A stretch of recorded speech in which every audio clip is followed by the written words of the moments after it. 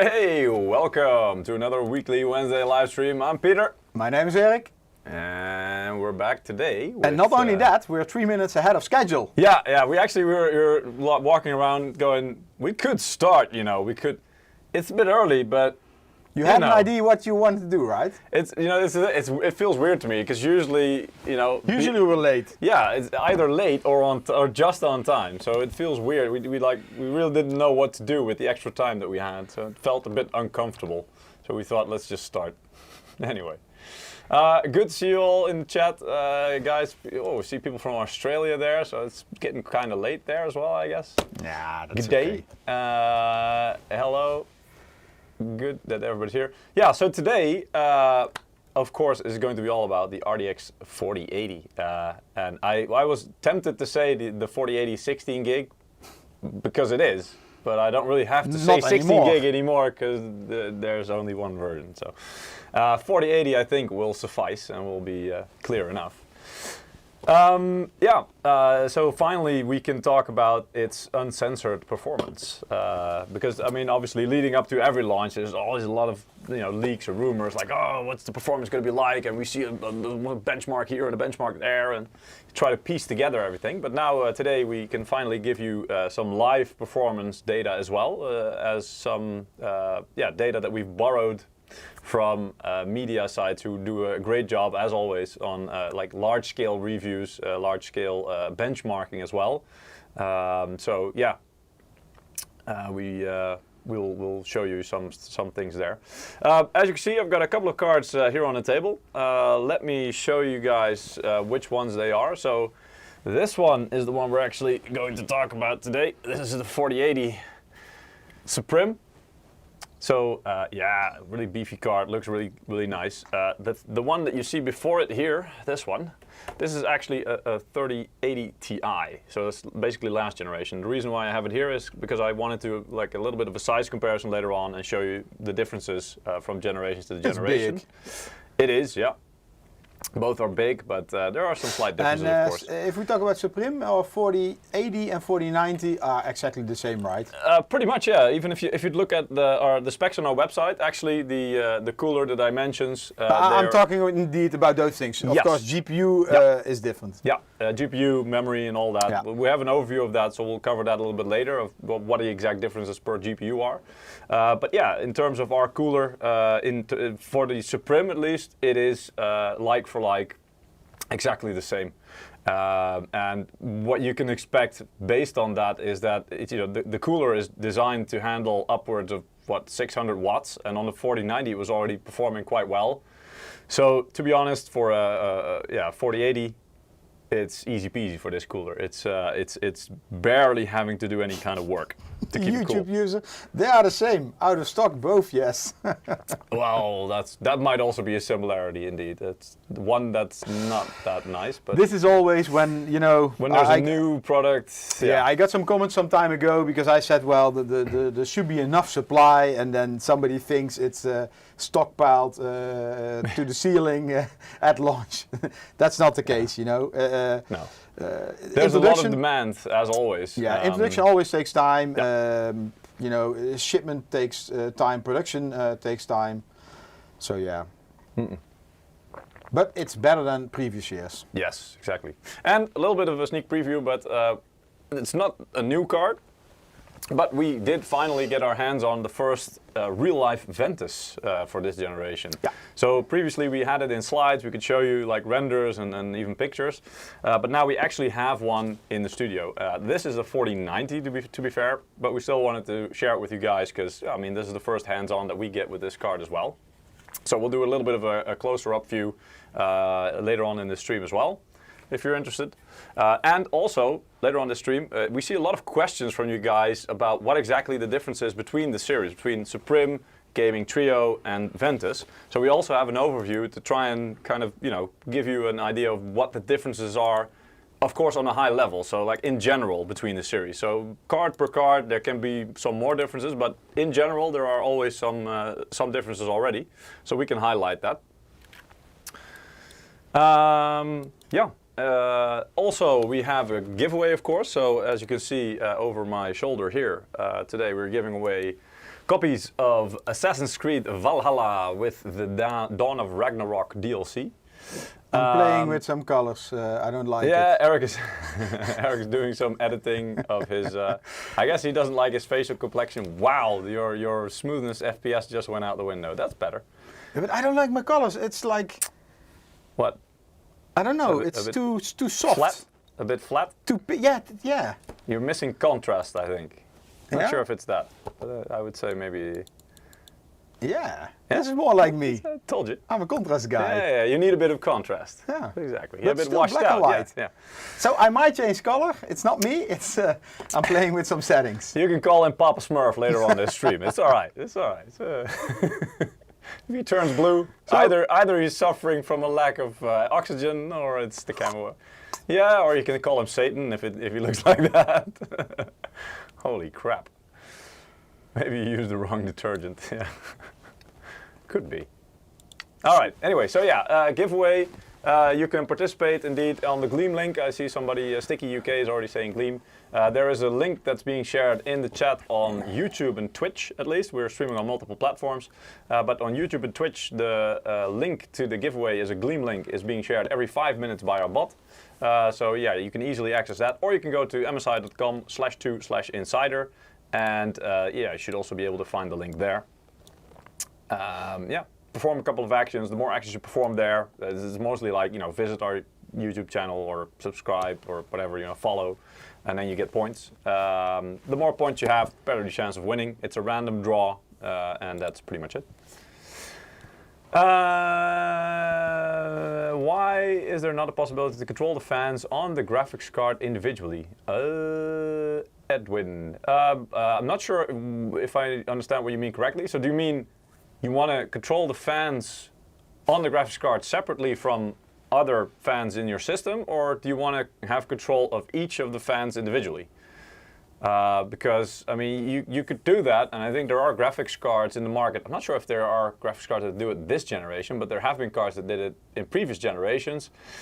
The conclusion was it adds cost because you need separate controllers basically to steer each fan, and in a lot of cards they're basically just, you know, linked together. So if you say one fan needs to spin faster, they'll all start spinning faster.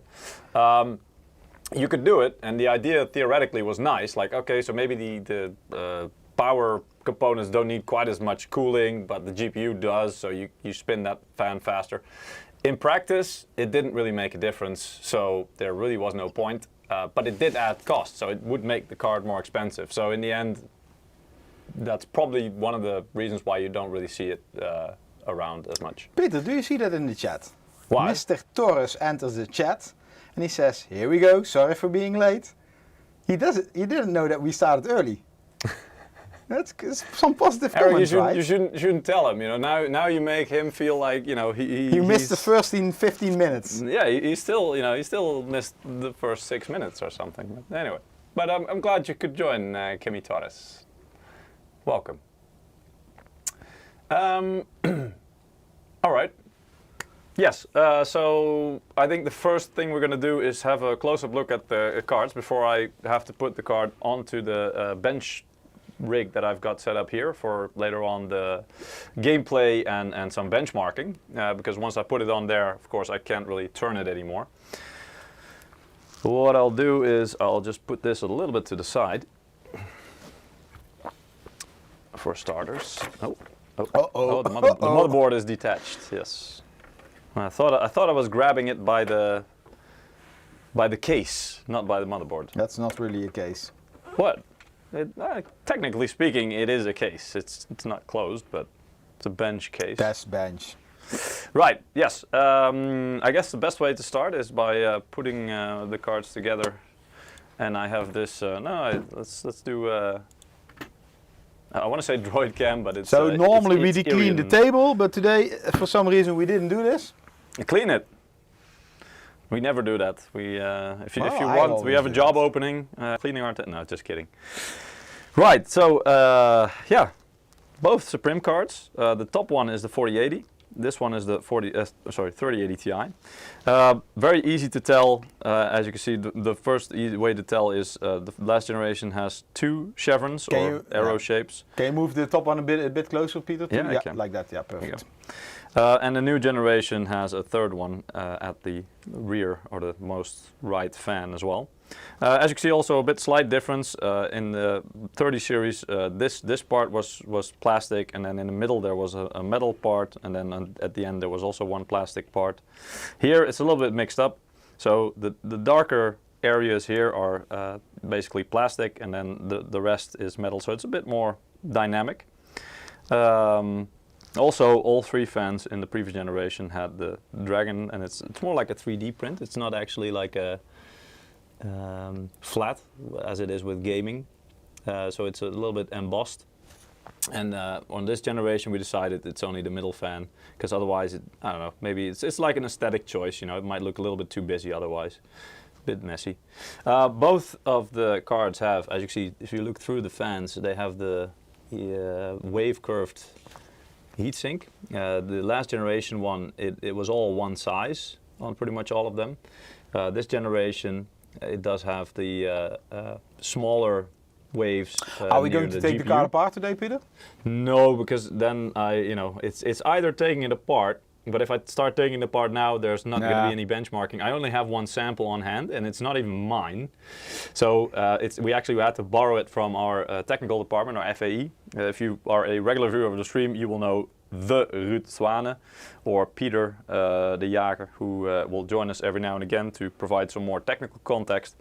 Anyway, they asked us to not take the cards apart, because they also use these for internal benchmarking, and if we take it apart, then they're going to have to screw it together again, maybe reapply the thermal paste. There are some variables that will be different, so basically their benchmarking results will be invalid if we do that.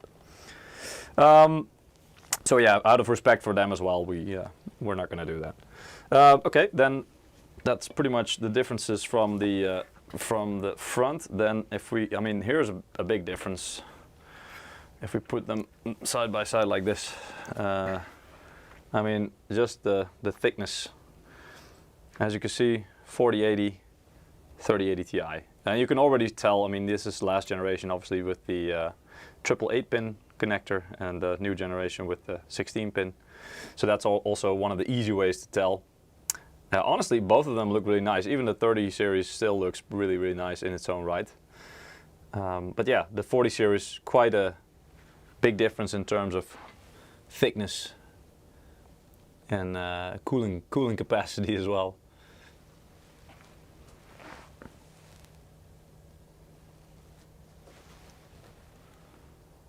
You can see also, there are quite a bit of similarities. It's a bit different, but still both have very beefy anti-bending measures. So on the 30 series, it's this part here, which is also already quite thick, and I believe on this card it also goes through the heatsink, basically onto the PCB and all the way to the other side to form like a ring, which is a bit stronger than if you would just have like straight one straight strip basically.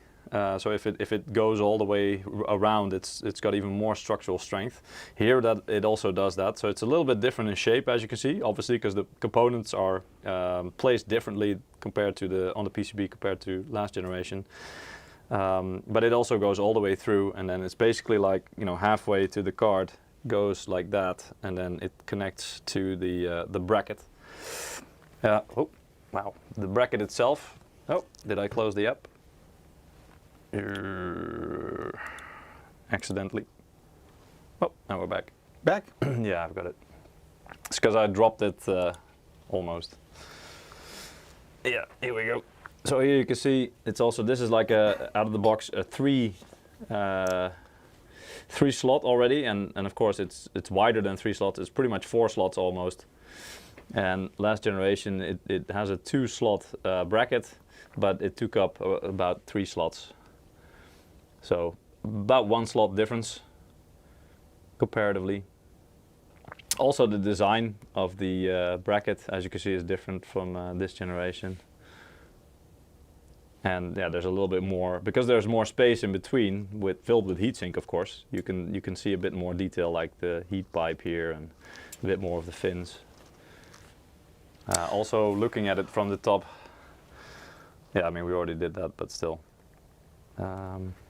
Back plates, there's a little bit difference there. It's still quite a similar look and feel, though. I'll just put them underneath each other again. It's quite easy. As you can see, well, it's the new NVIDIA branding, of course, compared to last generation. There's still a lot of, this is the 4080, of course, still a lot of that nice brushed metal finish, which looks really nice. And then this part is more matte. And then there's these parts that stand out, these shapes, which are also, I'm not sure if you can see it, but they are brushed in finish. It's a bit hard to see, I guess. And then of course here we've got the new SUPRIM logo, which is displayed this generation. Quite nice. It's also backlit by RGB, as you will see when we turn the card on. The backplate is of course flow-through design, which is a difference compared to the last generation, at least this card. Some cards had it last generation, I believe. What was it? 3070 Ti, I believe, had it, or 3070, yeah. One of those. But yeah, this generation it's way more common to have this flow-through design to let air through the backplate as well, because the PCB pretty much goes all the way. Well, you can see here it ends here, where the maybe you can also talk switch. about that, because I had a question in the chat about this. Oh yeah, so this is the dual BIOS switch, and as you can see, it's on the PCB actually. It's upside down for you guys now, but it says gaming silent, and then on the backplate we've printed it as well. So you've got the silent BIOS and the gaming BIOS, and right now it's set to the gaming because that's what we want to go for today. But basically, I mean, it's not a massive difference, but what this will do is in the silent BIOS, the card will be set to a more passive, let's say, or less aggressive fan curve, meaning you will be way less likely to hear the fans when they even spin up. Now, to be fair, you will see on this card, even in the gaming BIOS, which is supposed to be, prioritizing cooling and performance, this cooler is so good and basically a bit overkill for this GPU, for this card, that it will barely even start spinning up. So really, noise is not really a concern, but still. So the silent BIOS, if our cards have it, which is on SUPRIM and gaming trio cards, will have a dual BIOS. The silent BIOS is if you like a silent card and you basically just don't want to hear any fan noise, just go for the silent BIOS. You will barely notice much or any performance difference. And go for the gaming BIOS if you basically just want the optimum cooling and basically also to prevent cooling messing with thermal throttling. I see Vechtom from Poland. Oh yeah. I see him, did he start by saying I'm Polish and I'm deaf? Because I think that's his line, but the subtitles are working. Okay. And we don't know why.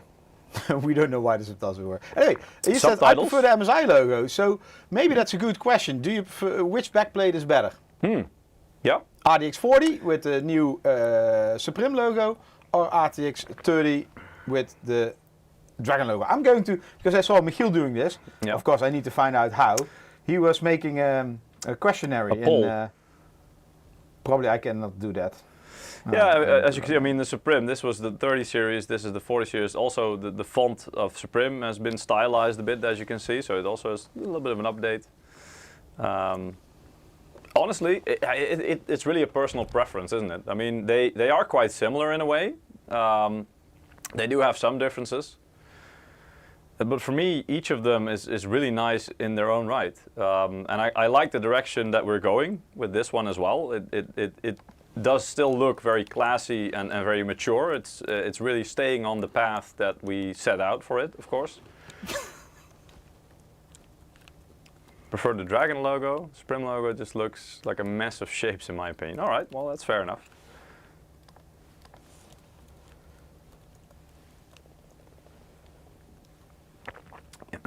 Indiana Roy is saying you like the new font, but you missed the dragon, right? I started the questionnaire in the YouTube chat. Sorry, this is only YouTube. Okay. Action Brother is saying 40 with the SUPRIM logo or RTX 30 with the Dragon logo? Yeah, Top Action or Brother is bottom? saying they like the Supreme logo, but the flow-through design seems limited. Could have been bigger. Yeah, honestly, yes, but you still have to keep some kind of structure in place. So you could have, you know, a little bit more cutout, of course. The effect, to be fair, I mean, of course, our HQ have done tests with this. The effect is, yeah, it'll have a little bit more flow through, but there is a point at which it you know, yes, you can have more flow through, but the effect, it doesn't really make that much of a difference anymore. So Beantown review on YouTube is asking, will you guys attend CES in January? Well, MSI will be there. Yeah, not us though. Not us. No. No. We're a little based in the Netherlands, so for us it's quite Europe. a long flight. Yeah. Actually, I've never been to CES. No, me I was neither. in Las Vegas, but I think so one of our colleagues was there a couple of years ago. I saw the best part of CES, which Las Vegas. Yeah, yeah. Okay. A lot of people I see are really liking the dragon logo, so that's good to know. So on YouTube, I know it's short. So Without a dragon, it's not most like the Supreme. dragon logo, 65% versus 35 on the Supreme logo. Okay, but I mean, again, it's a really personal choice, and to be fair, I mean, also, I guess, you know, you guys have already had a long time to get used to this logo because we've been using this for a couple of years. This one is really new. Every time you introduce something new, you know, it takes a while to get used to it. Yeah.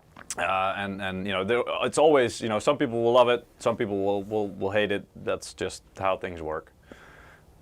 Luckily, it's not the defining thing on the card. It's one of the highlights on the card. Of course, the leaf spring at the back is here to stay. Also, this generation to increase the mounting pressure of the NVIDIA cooler. design. Yeah, this is basically just mandated by NVIDIA, so it's also not really our choice, but it is here to stay, and it's something that's quite visible. Yeah, what else can I mean, the rest pretty much comes to life when you put the card onto the bench in the PC. And I've made a fingerprint here. So Crazy Ivan is asking on the YouTube, what drunk MSI when creating the MSI Supreme logo? well, you know, it's again. You didn't it's make this, right, Peter? So he didn't insult you. me. No, and even if you did, I'm not a designer. So to be fair, if they would let me design that, they shouldn't. I'm not qualified. Yeah.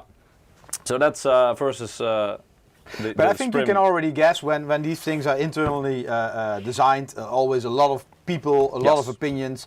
Yeah. And my opinion is always, in the end, it doesn't matter. You just need to make a decision and go with it. As long as it's learn from it. consistent with style and it fits the card, you know, and the idea behind the card, the vision behind the card, then it's fine. Because, you know, you can make all cards pretty much look alike, and you see that a lot in the market. And I hear that a lot as well from people asking, hey, what's the difference? Because to me, they all look alike. And I can imagine that. If you're not really into the whole tech scene and the graphics card, you don't follow it, it's very difficult probably to tell the difference because, well, all of them are graphics cards. I mean, even these two cards, from in a way, both of them have, you know, 3 fans. They are relatively similar in size if you don't really know what to look for. So, you know, what's the difference? Also, a lot of people complained about the dragon, that we have too many dragons, everywhere Yes. dragon. Yeah. And yeah, you know, I You have to can't admit, make everybody happy in the end. That's Yeah. also. I mean, if you then, you know, we remove the dragons or some of the dragons from the Supreme this generation, and as you can already see, some people are saying, "Oh, come on, you know, I like the dragon." Okay, fine. But then if we put dragons back, there's also going to be some people complaining, "Oh God, they've got more dragons on there again." So it's, you know, make a choice, stick with it. Yeah. There's always somebody happy with it, and other people will be, you know, disappointed with what you do. Yeah. So okay, 4080 Supreme, 4090 Ventus, and I wanted to show you guys this because this is the first Ventus card from this generation, the 40 series, that we have physically in our office. So we were at least kind of excited to have a look at it. I mean, from the front you can already see, I mean, the shapes are quite different versus Supreme. Also versus last generation Ventus, because it was a bit more squared shapes. Now it's a little bit more rounded as well. But I still think it looks really nice, and you know, it's kind of like it's meant also to look like a safe choice, as in, you know, it should fit with pretty much any build. So this is not really meant to make a big statement in your case. Also because, I mean, these cards, the Ventus cards, they don't have RGB. So this is really focusing on the essentials to try and get the most out of the GPU, of course, without too many bells and whistles like RGB, for example. So this is really for the people who are just looking for the GPU and want good thermal performance. That's Ventus for you. So you're not really paying for extra things like, you know, metal shroud and RGB stuff and really the fancy stuff, and also no dual BIOS switch. We'll get back to that later as well. Sorry? No vapor chamber? No vapor chamber indeed as well.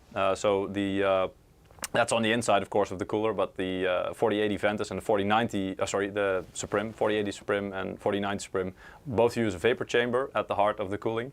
The Ventus uses a nickel-plated copper base plate. Jesus, that's always a mouthful. So yeah, it's a little bit different cooler design. These are also a bit usually the MSRP cards, so that means they're cheaper. They should be lower in price than these, and I mean that has to come from somewhere. So the difference there is indeed this one's a little bit less premium, but it really focuses on the essentials. So it will do what it needs to do, and it does that really well without the bells and whistles. You basically get what NVIDIA advertises Yes. with good cooling, and then the SUPRIM is better cooling, higher power limits, better Yes. overclocking. Yeah, yeah. You get a bit of extras indeed, Yeah. but that's what you pay for as well. Yeah, and RGB of course. Yes, yeah. Okay, so that's the front. Let me know, by the way, in the chat, guys, if you want to see something specific on the Ventus card, because again, this is the first time we get to look at it. So I'll put them on there. Difficult username. Difficult username. Asterix Oblivion.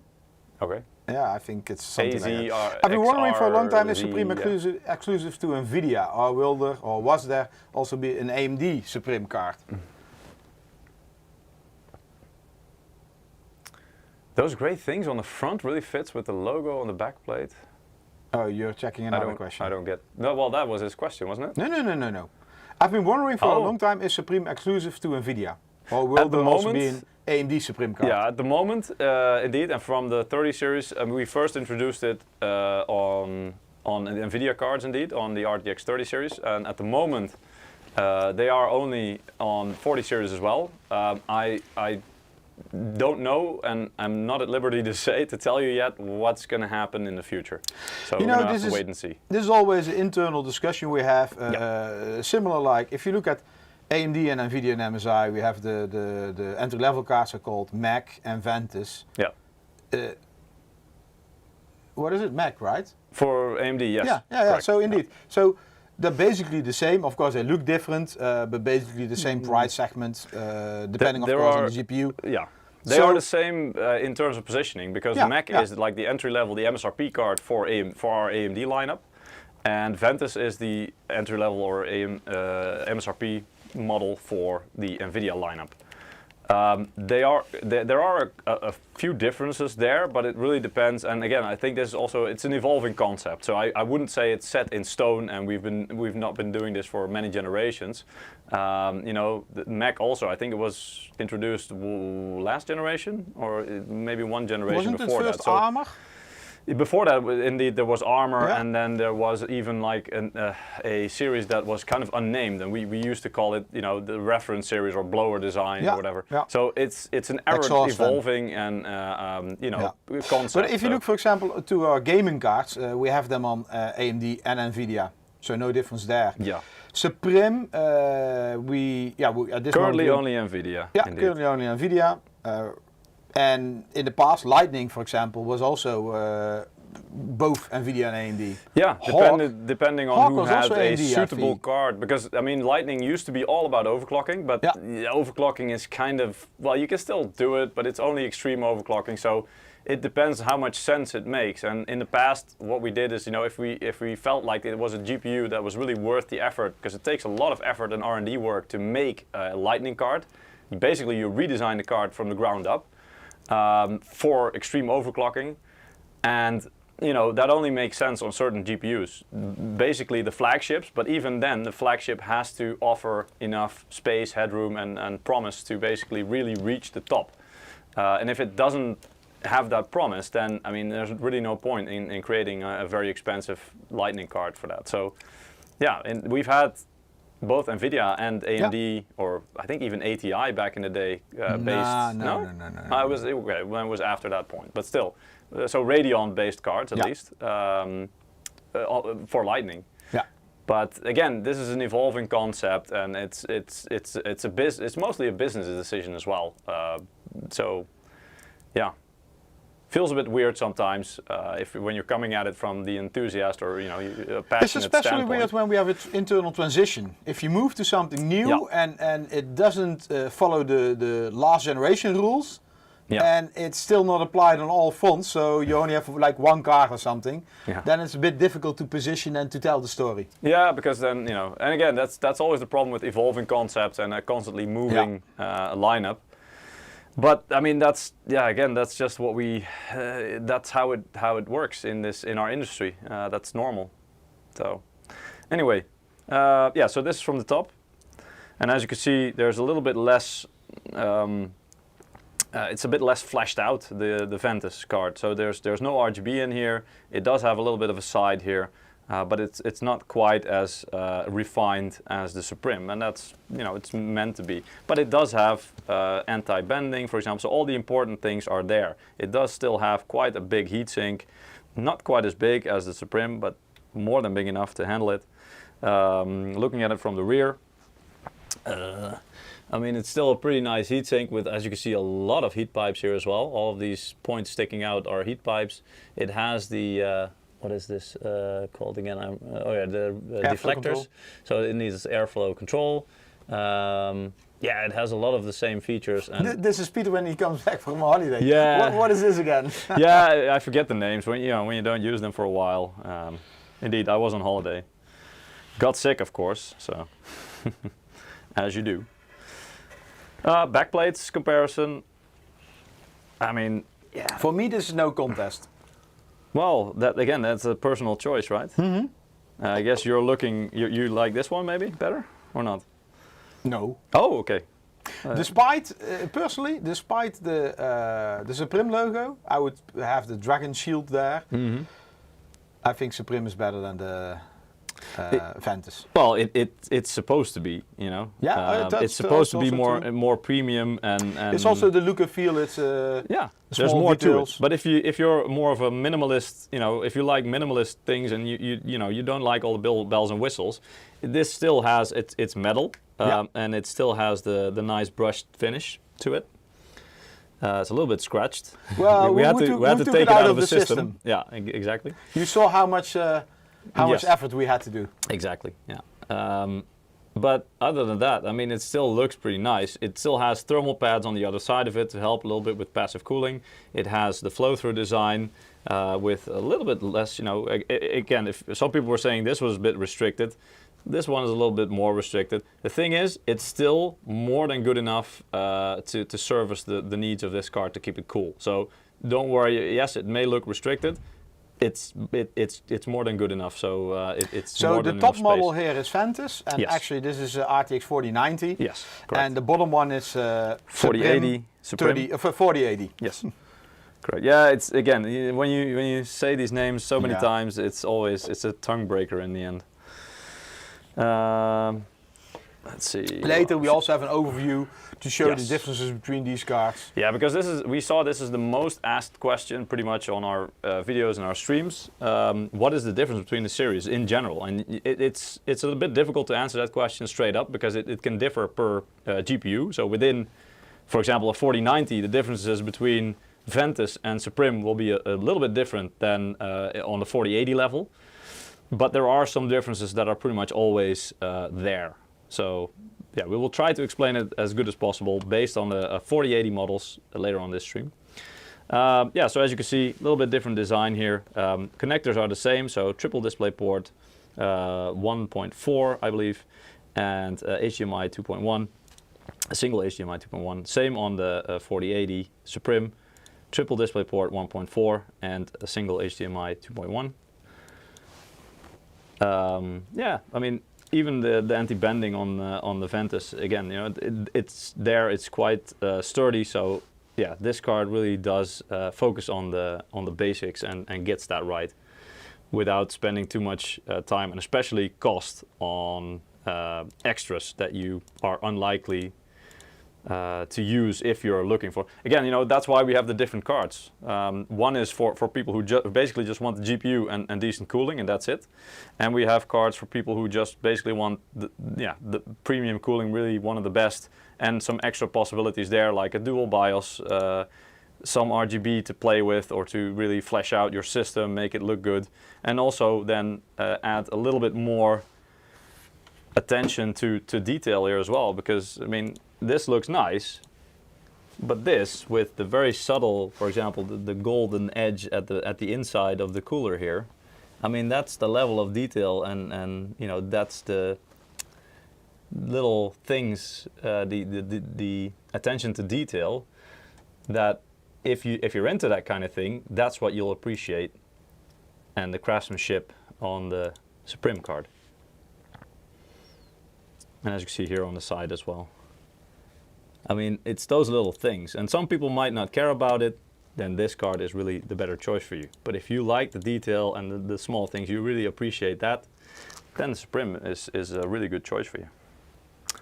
All right, I think we can maybe switch to the main cam, Eric.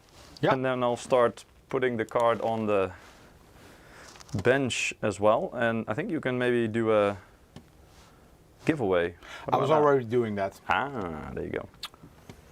Oh, and let me know if there's any questions or anything you guys would like to know about the Ventus or about the SUPRIM that we have here on the table as well. And in the meantime, I'll be putting this card on here. Maybe you can put the specs of the bench rig on screen as well, Eric. FAE was kind enough to put together a benchmarking rig for us here, which is what I'm installing the card on, the 4080 SUPRIM.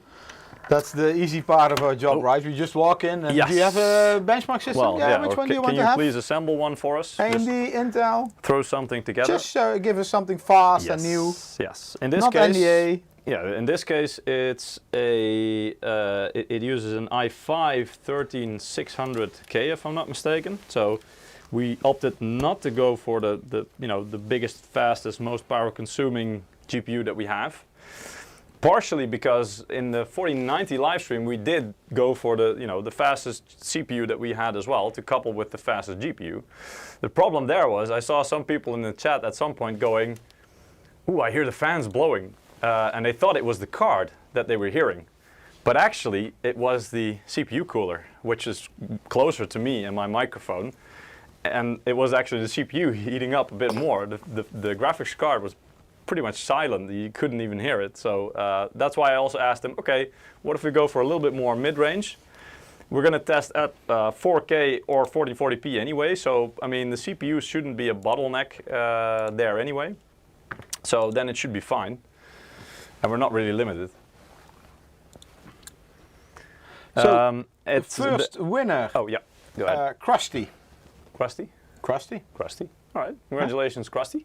Congrats. You get a copy of Assassin's Creed Valhalla with the Dawn of Ragnarök DLC. Do we still have them, the DLCs? Yes, we do. Okay. Yeah, I'm just checking. Yeah, we still have them. You're very lucky. Okay. I think we even have a second winner, don't we? If you want, yes. Yes. Our second winner's name is Kirk1000. Yes, indeed. Congratulations, Kirk1000. You also win a copy of the game Assassin's Creed Valhalla with the Dawn of Ragnarök DLC. We'll send that out to you guys as soon as we can after the live stream, as in the following days. There'll be more winners later on this live stream, so if you haven't won yet, don't despair. Make sure you participate, and yeah, you still have a chance to win. We'll draw some more winners later on. Yeah. Oh, yeah. Repositioning Eric is everything. messing about with the chat, so I can't really read it right now. But I'm Now you trying. can read it again. Well, I can start reading it. Yes. Okay. Not to be confused with Kirk1001. No, exactly. You want to be precise with that. And both with the loyalty bonus. Thank you, guys. Oh yeah. Yeah, exactly. So you can win with regular points, just by the actions you perform. But if you're a regular viewer, you will build up loyalty points, which you can also throw in. You can do that each and every single live stream or each and every single giveaway. They will not expire basically once you put them in. Next live stream you will keep building them up and you can keep submitting them as well. So basically just to a little bit of extra appreciation for people who are, you know, watching our live stream on a regular basis, obviously. Who are like us each week. Yeah. Aiden Clayton is saying, just picked up a SUPRIM 4080 at Micro Center this morning. So excited to build my first rig. Wow. What are you doing to watch our stream? Go. Well, not just, well, I mean, obviously, that's a nice background noise maybe, but honestly, my first rig, my first build would be around the 4080 SUPRIM. You're doing something right, my dude. Absolutely. That is really nice for a first buld. I wasn't Hitman so lucky. NL, I just got a 3090 from MSI. Okay, yeah, that's also pretty good. I wish there was a, not I just got it, they have a 39, so I guess they've had it for a while. Okay. Wish there was an upgrade program to deliver your current video card to get the 4000 series. Yeah, I mean, that's something I maybe think in the only future we EVJ could was look doing into, that, right? Sorry? Only EVJ was doing something like that. They had a program like that. Yeah, and even then, I'm not sure if they always did that. Yeah, They differ per country, and they had a lot of rules indeed. Yeah. So that's very difficult to arrange. It's a very nice idea indeed, but it's a bit difficult. How can you unfold the RTX 4080 so it uses lower power? Well, good topic, Edwin. Maybe like what we already mentioned, Ruud is preparing a live stream about undervolting. I checked with him, I think Monday or yesterday. I would say Monday, and he needed more time to test because he wants to have an AMD example. So CPU, AMD, CPU Intel. Maybe also VJ, AMD and NVIDIA. So he can teach you, show you guys how it works. The difficulty there is that each setup is totally different. Yes. So yeah, he needs to do some... yeah, but he's asking specifically about 4080. And actually, if you you can show it. I think you watched our 4090 stream as well. I mean, Edwin is somebody who we see popping up every live stream. So, and we did that in that live stream as well. And we saw something quite interesting, which is you could lower the power target by quite a bit and only lose about, what was it, 5 to 6% performance. We can actually, if we have enough time this live stream, we can do something similar and see how it goes. It takes a bit of time, but you will see that probably, I mean, on a 4090, it's the top end model. It's way more, let's say NVIDIA tried to get pretty much every ounce of performance out of it. So you're on a 4080, yes, you'll probably be likely to undervolt it a bit, and it's the same principle, but you will not be able to undervolt it to the same extent without losing more performance. So, yeah, but it is interesting. Disabled cable. What? Hope they all rot on the shelves. Jason has lost his mind. Got their mind. Oh, okay. Yeah, I think he's referring to price. Not happy about pricing. I see that a lot. The thing is also, I think most people know by now, we have not much to say about the price.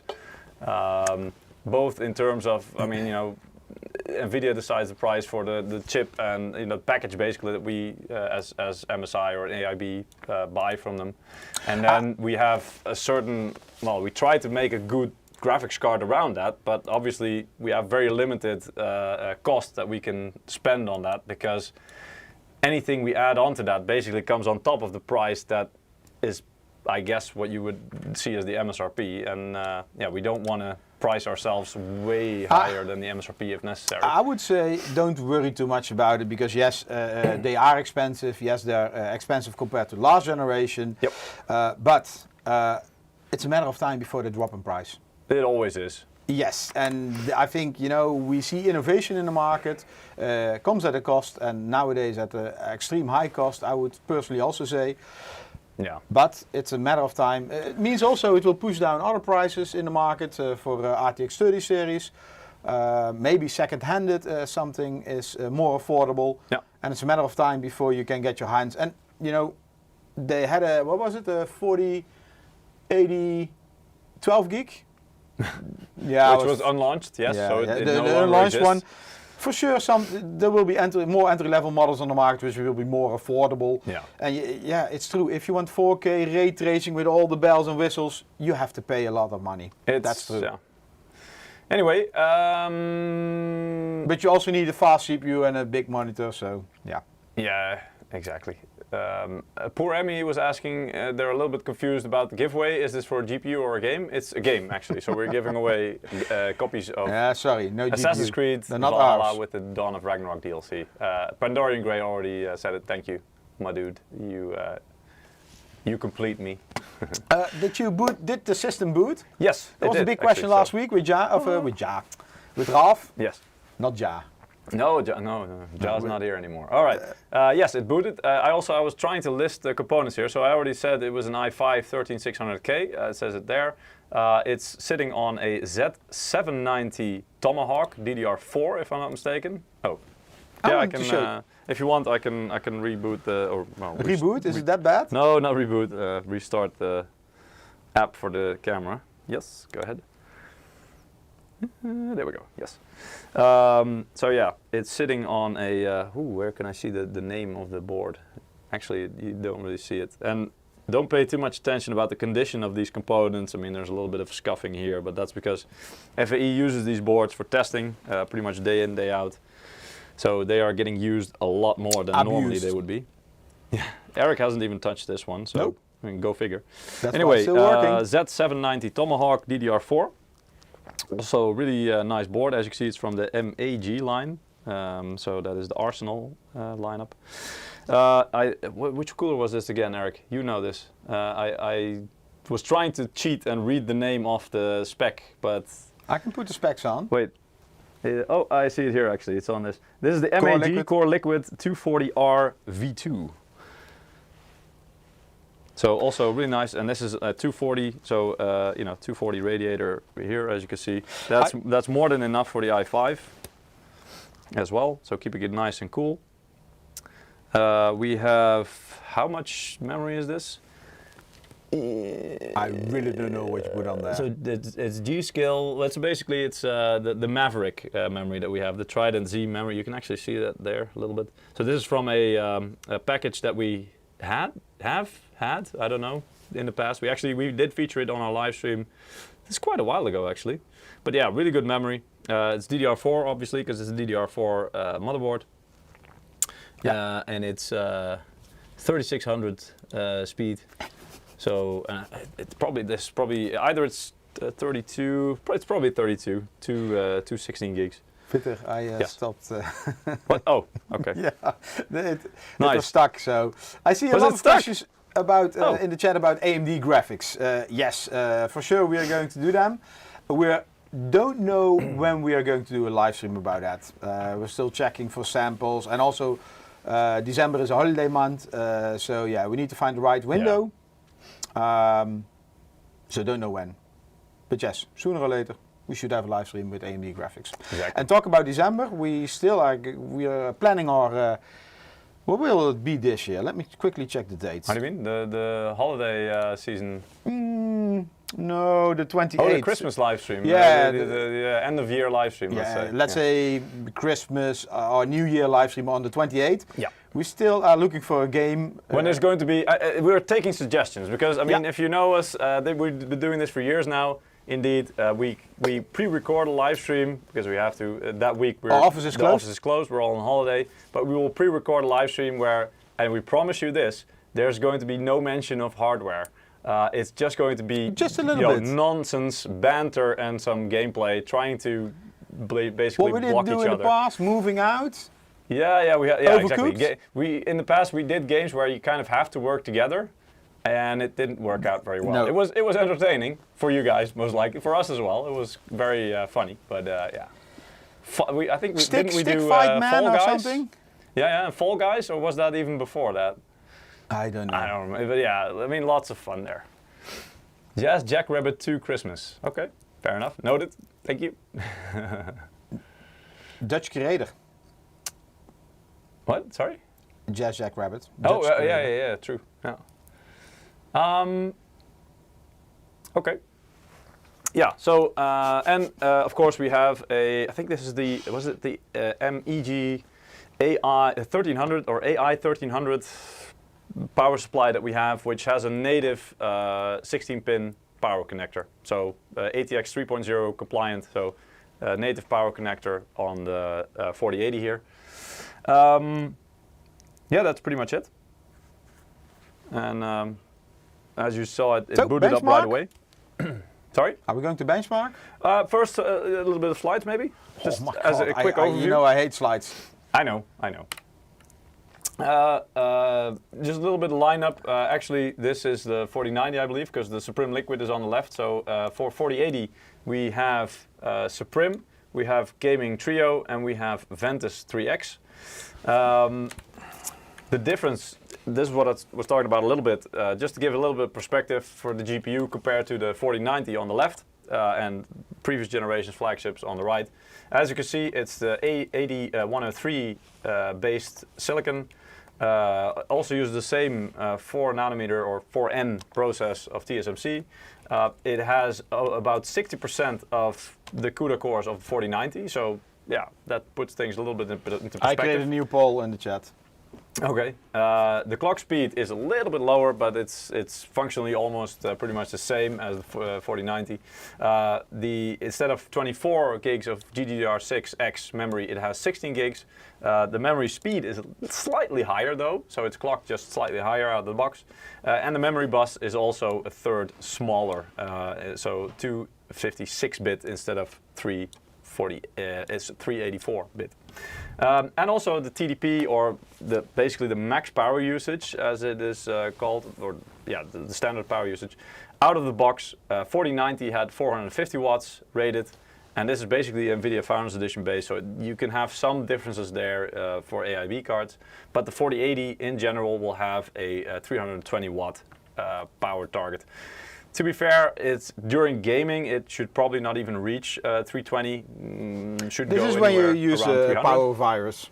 Yeah. So you can get it to do that, but again, like when you're normally gaming, you probably won't even reach 320 watts. So the power supply recommendation that we have also depends on what what CPU you're using.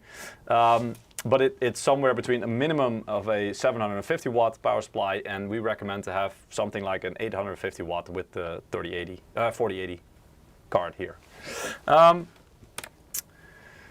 As the performance you can expect, I mean, you can see it later on in the live benchmarks as well. Compared to the 4090 4K, this card is kind of targeted at 4K gaming as well, pretty much. And as you can see, this is from TechSpot's reviews that they do. They do a 13 game average. And then it's on average about 111 FPS, which is, especially compared to previous generation, the very next card is sub 100 by a lot, the 3090 Ti, which has 91 on average. So still a big jump over previous generations. This is rasterization, right? This is rasterization. This is no ray tracing indeed, and I think even no DLSS active. So this is pure rasterized performance, like for like, comparing to previous generations. And I mean, you see the red line there. I mean, you do want to be aiming for like at least a 60 FPS for a smooth experience. Well, nowadays also 4K, you have 120 or 144 Hz monitors. You can get. They're still very expensive. Yes. Yeah, you can get quite high FPS. Yeah. And also, I believe if you are going to use things like ray tracing, which will have a big impact, then... but I mean, luckily we have things like DLSS, which can mitigate that impact a little bit. Do all the RTX games, so the ray tracing games, have DLSS? No. Not necessary, right? It's very common. I would say most of them do, yes. And there are also games even that I noticed that have DLSS, but do not have ray tracing. So, you know, they're not always linked together. If it has one, it doesn't necessarily have the other. But it is very common indeed. If a game has ray tracing, it will probably also have some version of DLSS. But for 4K, and again, this also depends per game. So some games you will have quite a high score, but if you, for example, have notoriously heavy games like Flight Simulator or Cyberpunk with all the details on high, you will have a bit lower FPS. So, you know, keep in mind, and really depending on the game that you want to play. This is an average, so it's just an indication. Peter. Yes. Maybe go one slide back. I'm shocked. Oh, what? Why? Not because of the benchmarks. I put in a poll in the YouTube chat. Go ahead. Slides, more slides or less slides? 86% want to show more slides, or want to see more slides. And I'm always fighting with Peter. No, not. I also think that slides. I mean, it depends, I guess. If we you have go into so too much detail, information we can share to you, but my thinking is always we have the product, so better show you the product and talk about it because we have so many. Yeah, but we already did, and some things you just want to put in a visual because it kind of helps with the context and put things into like, okay, so I guess next compared week to this, only slides. Oh God, guys, careful what you wish for.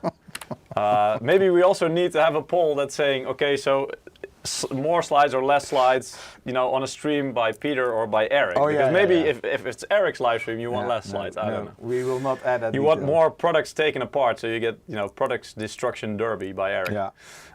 All right, fair enough. So 4040p again. This card, it's a bit overkill for 4040p, but still, it's a very good choice for it.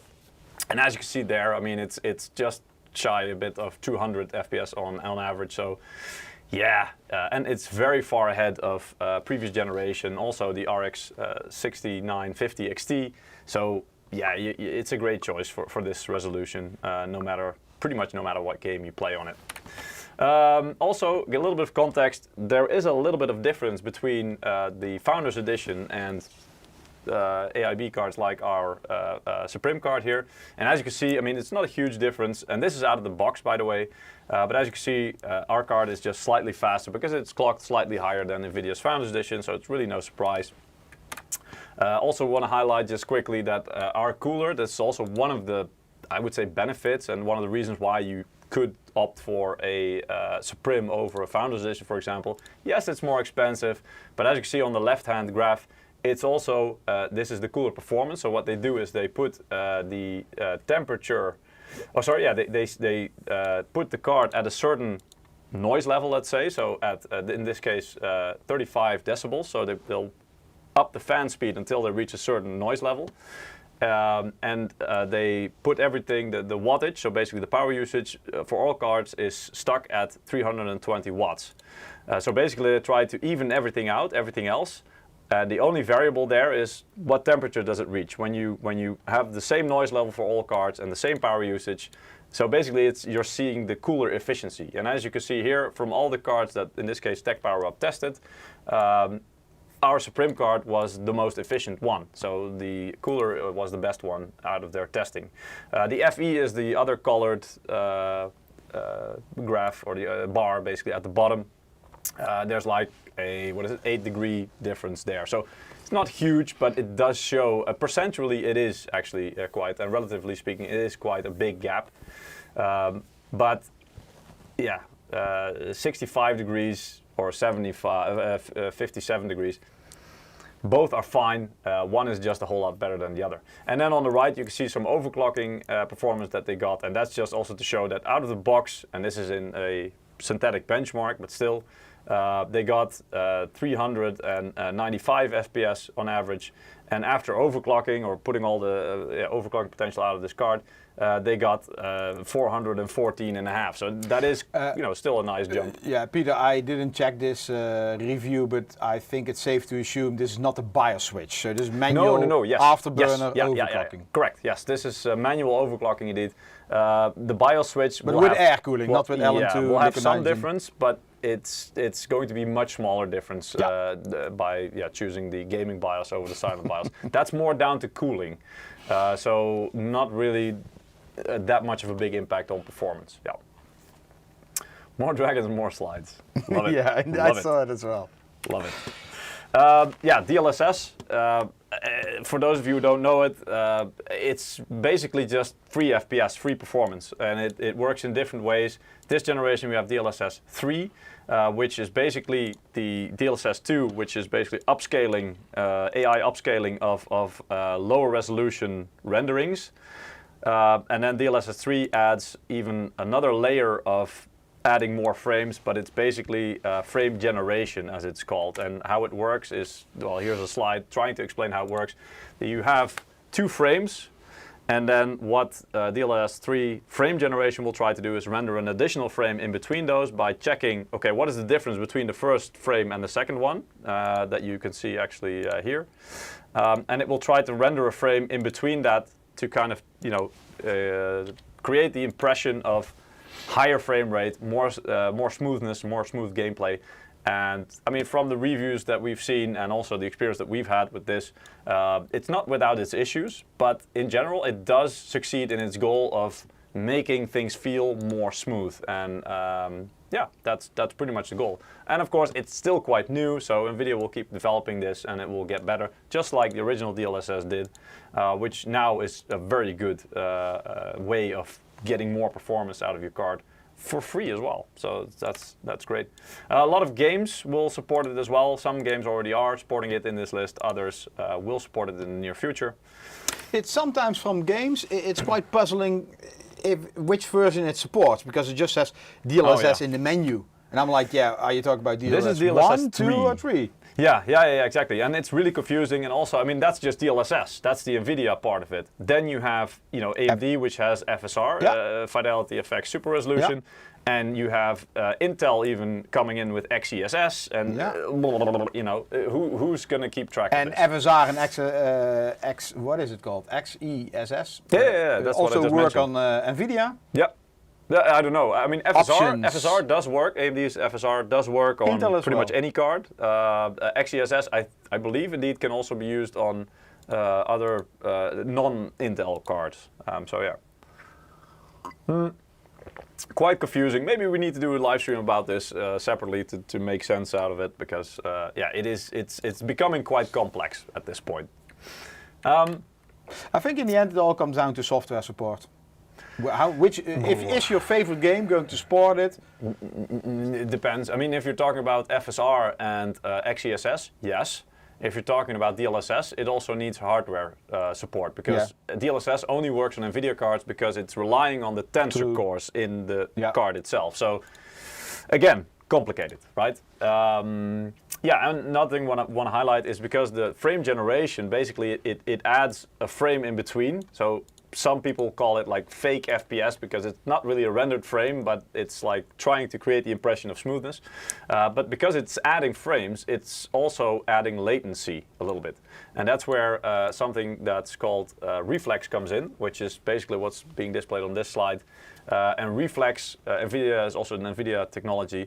Reflex tries to minimize the latency inside your system. So, I guess it's always a case of, you introduce latency with DLSS 3 with the frame generation a little bit, but then you mitigate it with something else, which in this case is reflex technology. So kind of you end up you get more frames, but not really adding latency. And I guess it's the same with adding ray tracing. You can add ray tracing, which will have an impact on your performance, so your FPS will go down a little bit, but then you can add DLSS to mitigate that. So it's constantly, you add something that may introduce an issue like latency or lower FPS, but then they come up with something to mitigate that. So in the end, your net gain is basically you get more FPS without the drawbacks.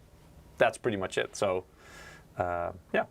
Murphy's Law, do you know when the 4090 SUPRIM X will be coming out? That's been out for a while already. Already on the market? If it's available in your region, country, your shop, that's a different question. But it has been out for, what was it, like almost a month now? Was it halfway October? Not sure.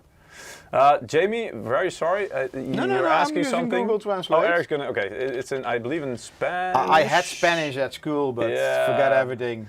No hablo español. He's basically saying mucho expensive. Oh, okay. Yeah. Well, yeah. Again, that's not really something we can do a whole lot about. Yes, these cards are becoming quite expensive. From our perspective, it is what it is. There's not a whole lot we can do about it. But there, again, we're starting from the top in this generation. So we're starting with the 4090. Now we have the 4080. Moving down the line, you will have more affordable models because that's just how it goes. You will have the 4070s, the 60s, 50s, whatever will come. We don't know yet. But traditionally, that's kind of how it goes. Peter. Yes. We do another 2 giveaways. Go ahead. Yeah, so next winner, 2 of them. First is Night Modem. Yeah, Night Modem. Yes. With loyalty bonus again. Number 3. Very See sorry the about the bonus? coughing, guys. And the next one, motion, or what is it? What? Emption. Amtion? MP-tune. Again with loyalty bonus. Congrats, guys. Coming days, we will send you a game code for Assassin's Creed Valhalla and with the DLC Dawn of Ragnarok. 2 game codes. Yes.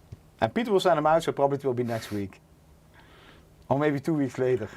No pressure. You have a lot of you have a lot of things on your plate, right? Oh, yes. All right. So I've just started F1 22, and the reason I did is because that game also No more supports... slides? People want more slides. No. We'll have more slides later on. You need to save some for later, right? Okay.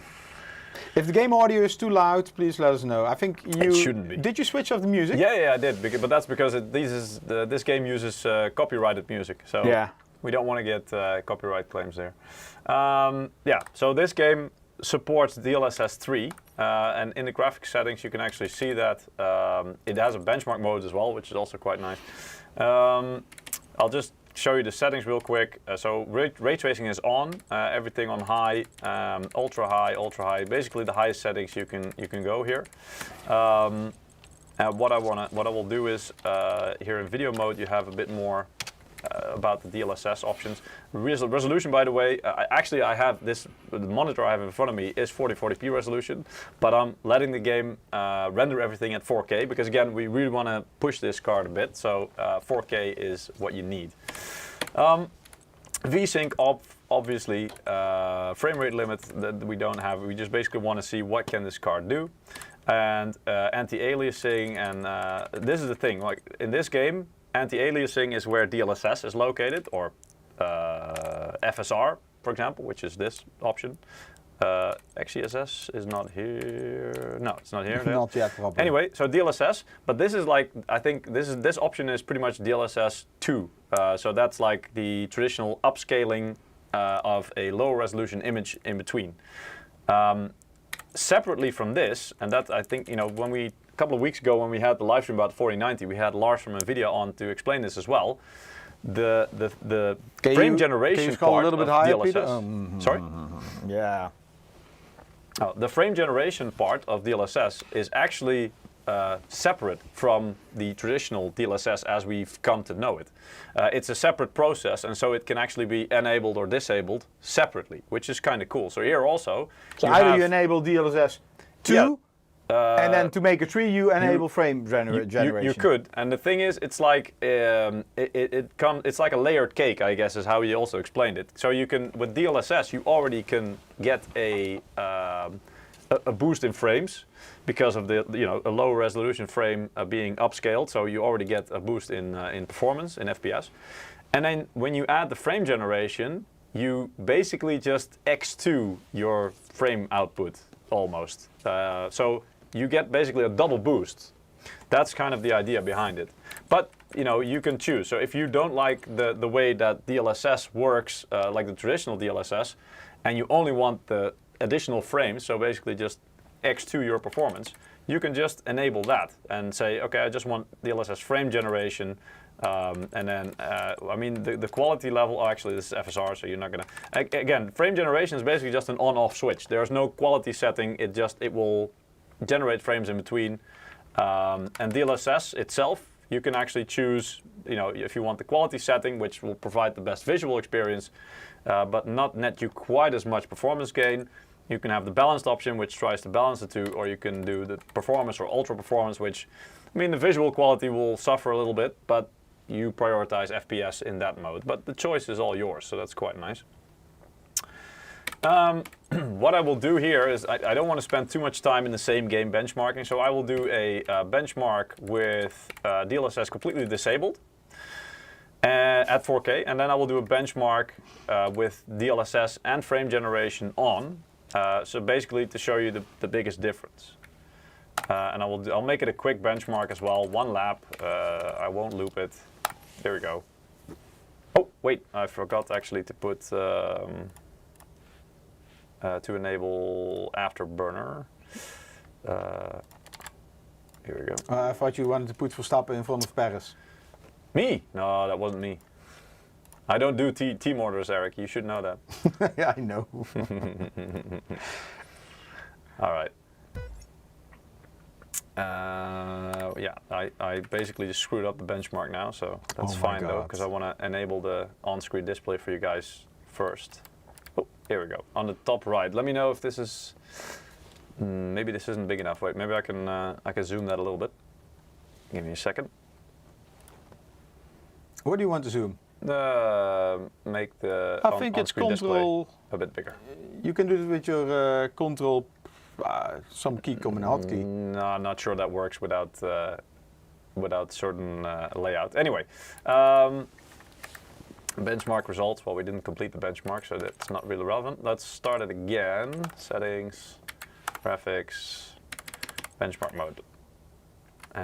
Yes, one loop. Okay, so now at least we can see on the screen on the right what's going on in the system. The top line is all about the graphics card. You see the temperature. The first percentage number is the percentage of the resources being used, basically. So you want that as high as possible. Then there's a megahertz number, which is the clock speed, obviously.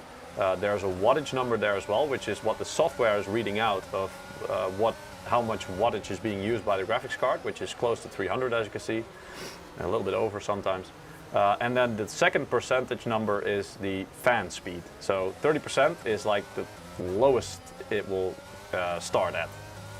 And then the second line is the memory, so basically the VRAM being used, the amount and the memory speed it's running at. And then the CPU number. I know there's a lot of cores, but this is like the general number here, the temperature and usage.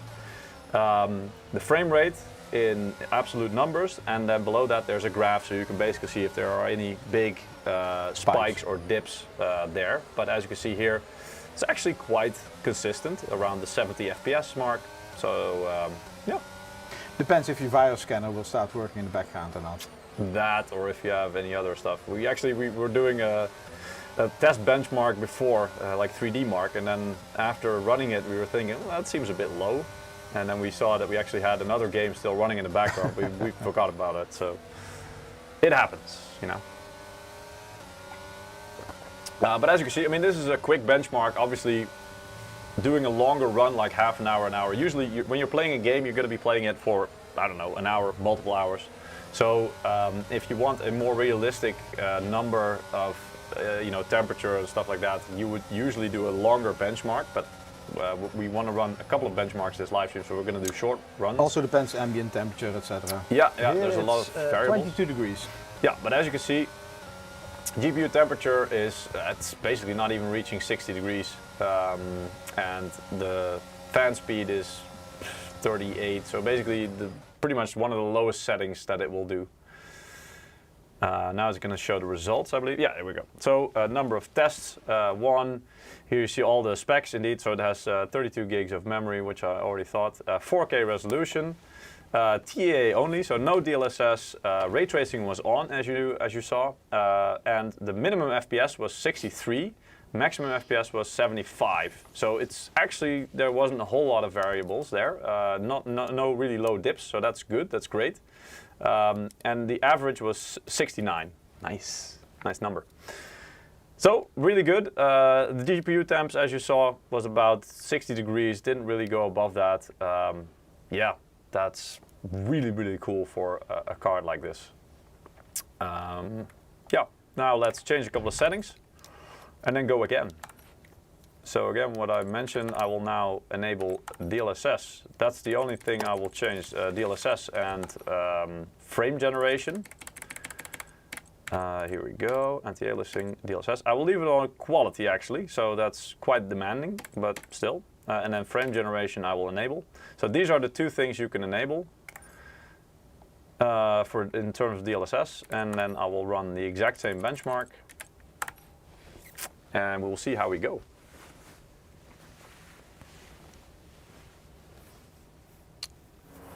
When will the 3050 Ti be obsolete for gaming? When you decide it is. When it no longer gives you the performance that you want, basically. You're the one who decides if a card is you know, still relevant for you, or you know, should be in your rig, or when it's time to upgrade. That's Search and really destroy. is asking, hi MSI, can this card support generals, so Command and Conquer Generals 0 hour? Jesus. Yes. I would guess, but I guess it's more. The biggest challenge there would be finding a version that will run on. I don't know if you have Windows 11, but it's a very old game, so you're gonna have to find platforms like I think GOG or Generals has some is it Legacy an open support? source version or something? No, I'm not sure if that one does actually. I know was it Red Alert? Yeah, oh yeah, that's That one is indeed, it's like open source. There's a version, an open source version of the project, but yeah. Nice game, played a lot of hours. Yeah, 0 hour is quite old, not even very stable. It depends. Yeah, I mean, some people are already noticing it indeed. So we get pretty much double FPS. But let's wait for the end results. As you see, still temperature of the GPU, it's around the same mark, right? And the power usage, well, around 300 watts. The clock speed, about 2800, 2.8 gigahertz, if you want to call it like that. Fan speed, it's also just above 30%, in between 30-40%. So basically that means the fans are barely spinning and you really don't hear them. What is the best driver for NVIDIA in Windows 11? Always the latest one. Well, not necessarily. Last week they had some problems with Modern Warfare 2 and they asked everybody to use an older driver until I think they had a hotfix, and then the new WHVL driver came out. So it really depends, on your game, I would say. Could you run Call of Duty Modern Warfare 2? Yeah, I did install it and I may put it in here, but I didn't really want to start off with it because it doesn't have ray tracing support and it does have DLSS, I noticed. I can play. And it also doesn't have a built-in, well, I think it does have a built-in benchmark, but I didn't get it to work yet. It was kind of vague. So anyway, results time. Minimum FPS, 129. It was, what was it, 64 or something? You need to run it again. In the low 60s. Yeah. So it's times 2 basically. You get 2 times. I think it was 69. No, that was the average actually. Oh, so that went from 69 to 140. So also just slightly more than 2 times the performance. But still, I mean, even there, the variables, you can see that the lowest dip was 129. And the highest peak was 146. So that means it's still quite consistent. So quite impressive here. And of course, this is a controlled benchmark. So during gameplay, you might have a little bit more variable, but still, this is quite impressive indeed. And you can see the performance gain that you're getting by enabling DLSS. And this was the quality mode, right? So if you really want to go for performance and more FPS, you could put DLSS in the ultra performance profile and you'll probably get even more performance, maybe like 10% or a bit more even out of it. So there's still a whole lot more performance there if you are okay with sacrificing a bit more visual quality. Let's see. Which one should, and this is at 4K resolution, guys, also just to remind you. Modern Warfare 2? Yeah, I guess I can. You guys played this. You guys played this not long ago, did you? Yeah. Because I only started the game and didn't really have time to do anything in it. So let me know how I. You see, I didn't even. Just click no. Don't want to. No, yeah. I had this also at home. There was because of Windows 11 some protected folders. They couldn't write down the config. Ooh, tonight, Warzone 2. Yes, yeah. Or tonight, in a few hours. A few hours it will release indeed. Failed to connect, what? Oh yeah, probably it was interrupted by me, yeah. I was pressing the space bar. Oh, update requires restart. What? Why? Maybe. Actually, prior to the live stream, when I was installing the games, it actually said there was an update as well and I need to restart. How often does this game get too many updates? Times. Each I have a small update and they push it. And probably now you need to do your shaders recalculate again. The shaders? Maybe. Well, you suggested I should do this game, so I'm pinning it on you. No, people in the chat. I'm pinning this on you. Farming Simulator, unfortunately, I didn't install, but And Cyberpunk I did, so we can actually do that. All things enabled. Yes. Hell yeah. Logging into this is why I don't like games like this. It takes so long, and I don't like the whole online, you know, you have to be online to play a game thing. It's so annoying, and it just, you know, if you want to play the game and you're sitting here looking at this screen, it's like, okay, waiting for data centers. Ah, suddenly Afterburner wakes up. Updating playlist. What is this, an iPod? The hell? Watch movie, skip, spacebar. How do I? Okay, cool.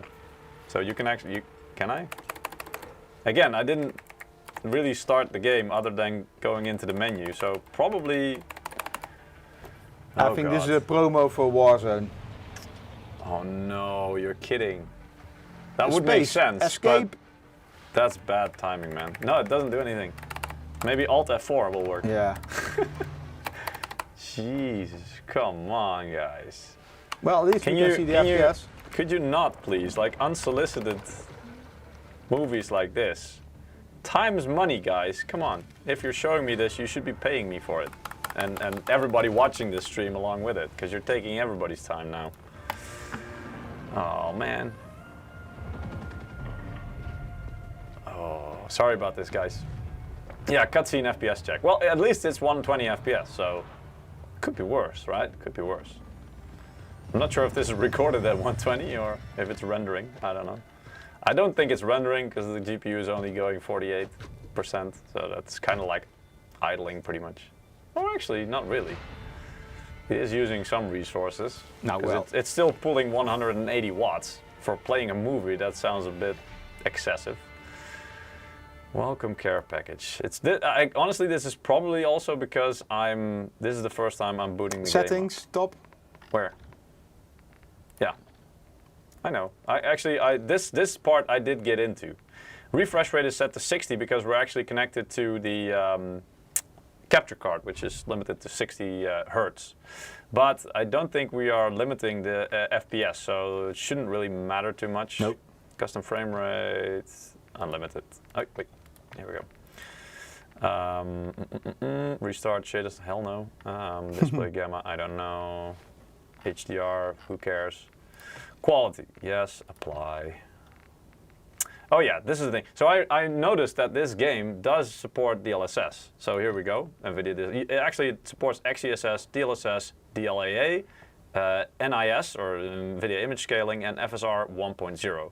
So obviously, this is the best, or should be the best option that gives the best result for this card specifically as well. Anti-aliasing quality, ultra quality, yeah, why not? Max everything. Memory scale, I have no idea, honestly. Is this is maxed, right? Yeah. High is the highest setting. Long, bullet impact, I don't know. Again, I didn't really look into this game because it doesn't support, as far as I know, DLSS 3, so it doesn't do the frame generation. It should do soon. Yeah, soon indeed. And it doesn't include ray tracing, which kind of makes sense because it's more like a competitive shooter, so you don't want the performance impact of Fortnite has ray tracing. Yeah, but I mean, Fortnite is not competitive, is it? I'm probably getting a whole lot of people riled up by saying that, but okay. All right. How do I do, because I did notice there was mention of a benchmark. Oh, wow, look at that. I can actually play Warzone already. I'm not going to do it. I never played the game. So it's Modern Warfare 2, play. And here's the thing. Where was it? I saw... That's a campaign? Benchmark. Yeah. Look at this. So there's a benchmark here. And actually we tried... What the heck? It's a benchmark.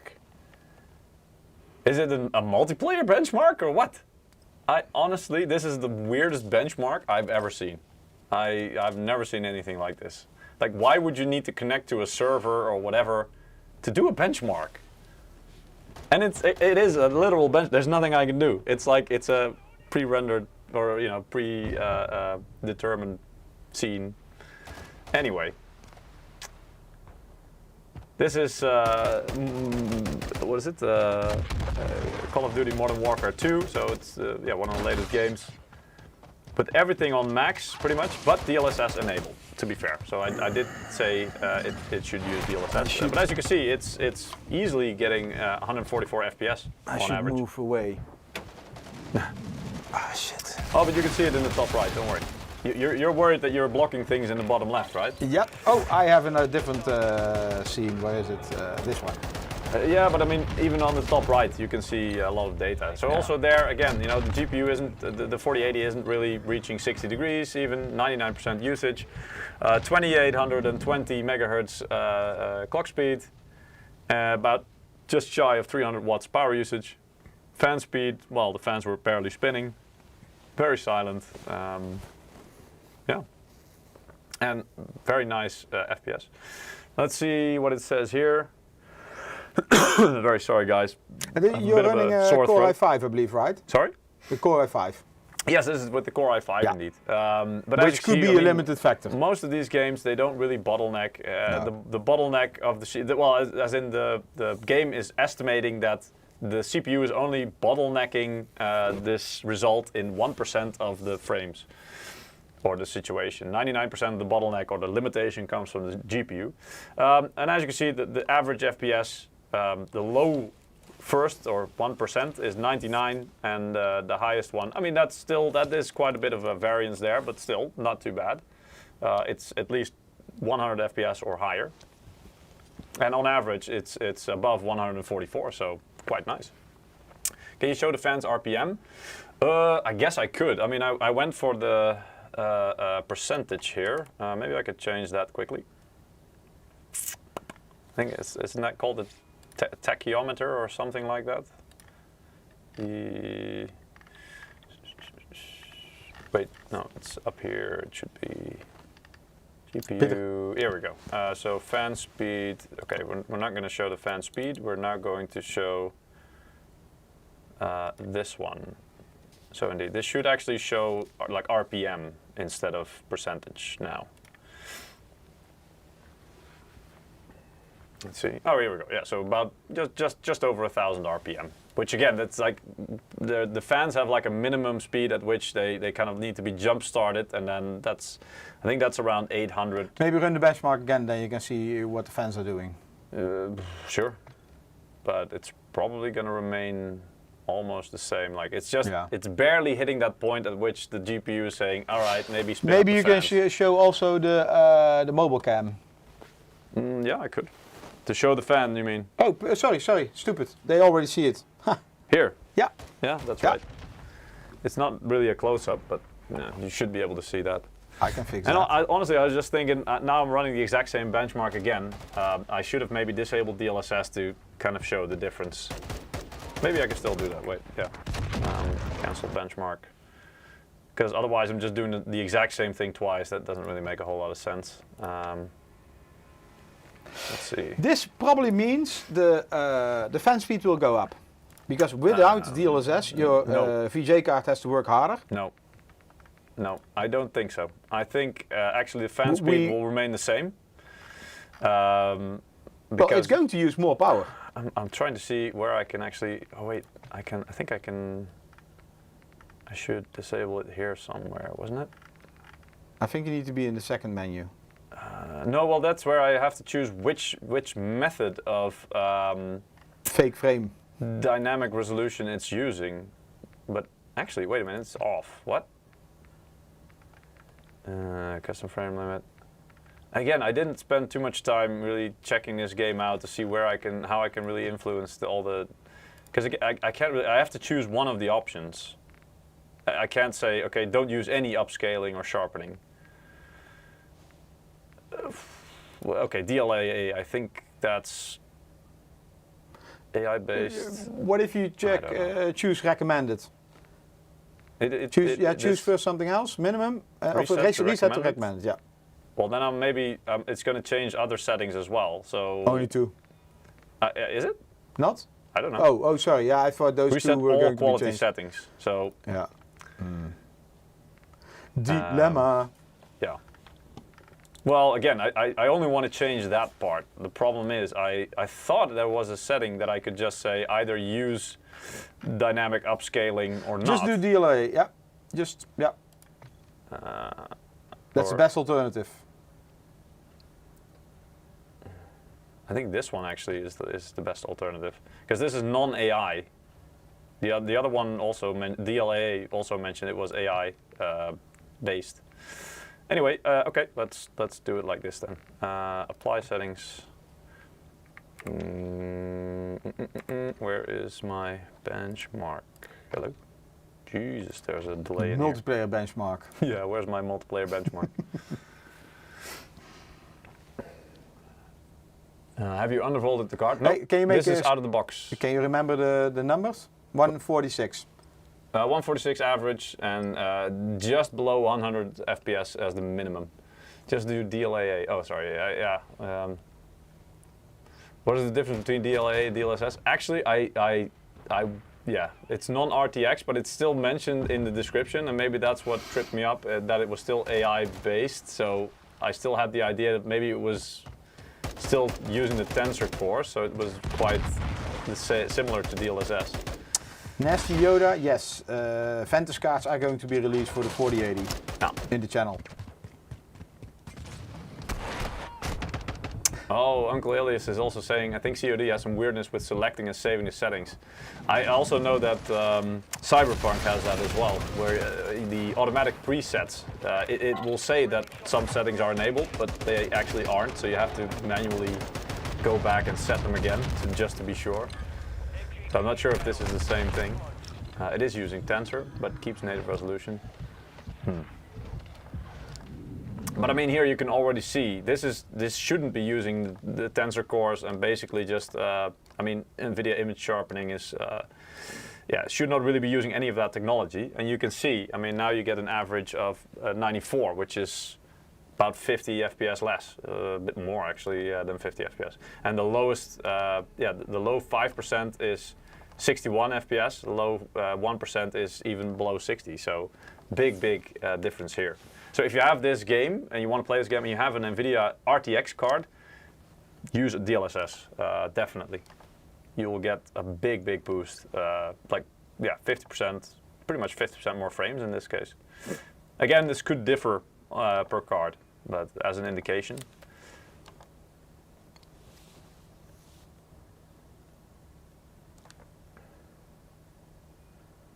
Yeah. Okay, I'm leaving this lobby. I also wanted to show you guys one of the games that I think also does it really well and implements a lot of these technologies is Spider-Man Remastered. So I will also start that one. Also, that one should have a nice splash screen where I can... Here we go. Yeah, where I can also show you some of the settings. Unfortunately, no, actually, yeah, this game can do 4K. There we go. And the upscale method, at first I will disable. So basically this is just native TAA, NVIDIA Reflex. Well, I can't turn it off, unfortunately, but that doesn't really influence DLSS or frame rate. That's more latency based. I think that didn't change any other settings, did it? No, okay. And DLSS frame generation, again, it's a separate setting. Actually, it's just a check mark here. You can enable it, disable it separately from DLSS. The graphics settings, I think it's pretty much all high with the exception of things like motion blur, because I always turn that off. I hate that. We hate that. Well, a lot of people I know hate that, but I don't want to speak for other people. So as you can see, pretty much all on the highest setting. Before you push run? Oh, well, I don't push run, but I can start the game. But yeah. You're going to do a giveaway, Peter. Yes. DLSS adds latency. Depends. I mean, the traditional DLSS or DLSS 2, I don't think that adds latency really. Like, you know, upscaling from a lower resolution image. But the latest addition to DLSS, so the part that makes DLSS 3 basically, the frame generation, that can introduce some latency. However, because NVIDIA is basically also introducing, or not, but kind of offering or forcing the use of NVIDIA Reflex with it, that will reduce the latency introduced by the frame generation again. Yeah. It's quite complicated, but in the end, it basically means there should be no additional latency over your native quality. So if you would normally be playing, getting 30 FPS, and with DLSS frame generator you're getting 60, you should be getting the same input latency as your native 30 FPS, or even a little bit less with NVIDIA Reflex added into the mix. You've got some more winners. Go ahead, Eric. Yeah, let me see how many game codes I still have left. Should be enough, right? Yeah. Oh yeah. Let me count this I believe quickly. so. Yeah, almost. Okay, next winner, Wildcard, 1978. Congrats. Probably Congratulations. date of birth. This one is for you, Peter. Hope you can do a better job. Veritable hero. That wasn't hard. Veritable hero. Congratulations. Okay. You also win a copy of the Assassin's Creed Valhalla game, plus the Dawn of Ragnarok DLC. And then the next one. Oh wow, we're hitting the third winner now, Zachary M. Yeah. Congratulations, Zachary. We're also going to get this, a copy of the game out to you. Yeah, another one? Another one. Honey Crab. Also congratulations to Honey Crab. Also you all win a copy of the game, Assassin's Creed Valhalla, plus a DLC Dawn of Ragnarok code. We'll send that out to you in the coming days. Yeah, you can still participate. Yes. I will calculate how many I have. Exactly. We don't want to award them more codes than we can actually give out, obviously. The only problem with this game is it doesn't have a built-in benchmark. So all I can do is go into the game, and I hope this is gonna. I actually played through the initial part of the mission. So basically, I'm sitting on the roof after completing the initial boss, let's say. But this is already quite a nice scene because it allows you to see a lot of the things and buildings around, so you can really get some idea of the effect and scale. I can make Spidey hop like this, like a bunny or a frog, whatever you want to call it. Also very nice about this game is it will dynamically, so as you change settings in the game, graphic settings, it will pretty much enable them as you change them. So that's also quite nice. As you see, NVIDIA Reflex Low Latency is on. You can also have the boost. This game, I would say, is not really that sensitive to input lag, as in not quite as sensitive as a Twitch shooter, let's say, or a FPS game in general. But still, it's nice. You can mitigate that that latency. At the moment, DLSS frame generation is off. Upscaling method, so also there DLSS or FSR, it's also off. There's no upscaling going on. There's just TAA anti-aliasing, and all the graphic settings, I believe, are also pretty much on the highest. As I mentioned, as I showed before, the only thing I turned down is the motion blur, pretty much. And as you can see here, we're getting around, this is 4K also resolution. We're getting about 85, 80, okay. Now it's dipping down into the 70s a bit, depending on where I'm looking. But still, I mean, it feels quite smooth. But I feel like, you know, maybe it could be higher. Did you ever play this game? Yeah, live on stream. Okay. And failed miserably at it. It's really not my type of game, but what I wanted to show is you can actually then start, say, and ray tracing was also on, by the way, with object range set to the maximum. So that means that it will render ray tracing stuff at the maximum range that it can. Now I will start introducing the DLSS. So this is DLSS Super Resolution, and I will just use the quality preset. I will have to apply the changes here. Okay, here we go. And voila, it should already be applied now. So now I'm going from 70, 80 FPS to 100, just under 100 to 110. So that's already quite a nice boost. And that's DLSS 2, basically, that I'm adding there.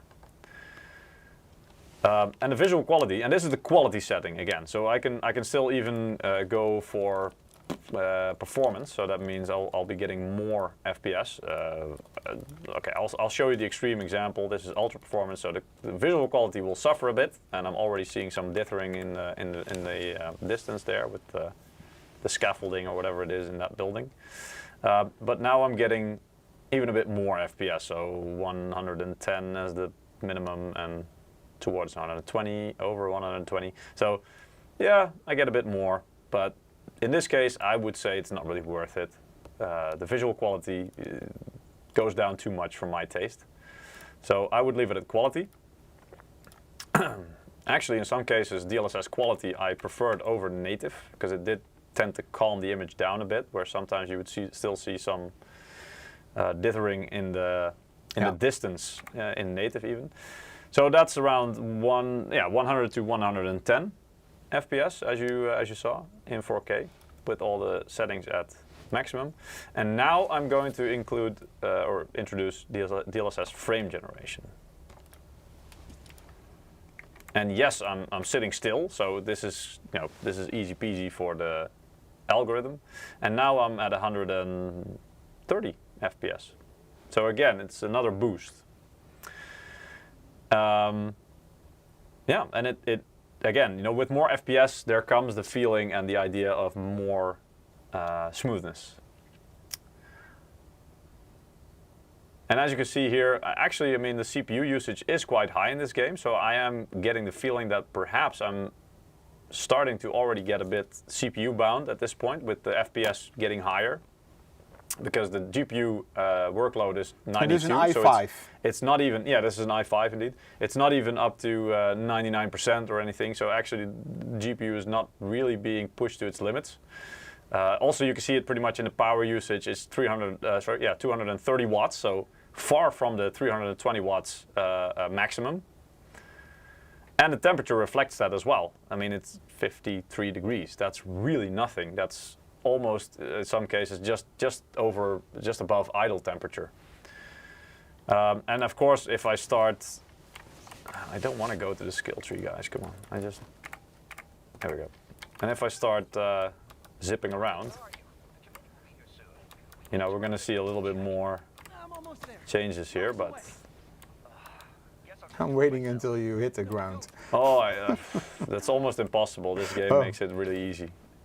In before I hit the ground. Now I remember, I think we played this one together. No, that was an ultra wide or multiple monitors actually. That's where we played this. Yeah, I was there, I believe. Yeah, you were. But this is really where the ray tracing comes in as well, right? You can actually, these are the buildings that are actually on the other side, so that's really one of the nice touches and makes it look a bit more realistic.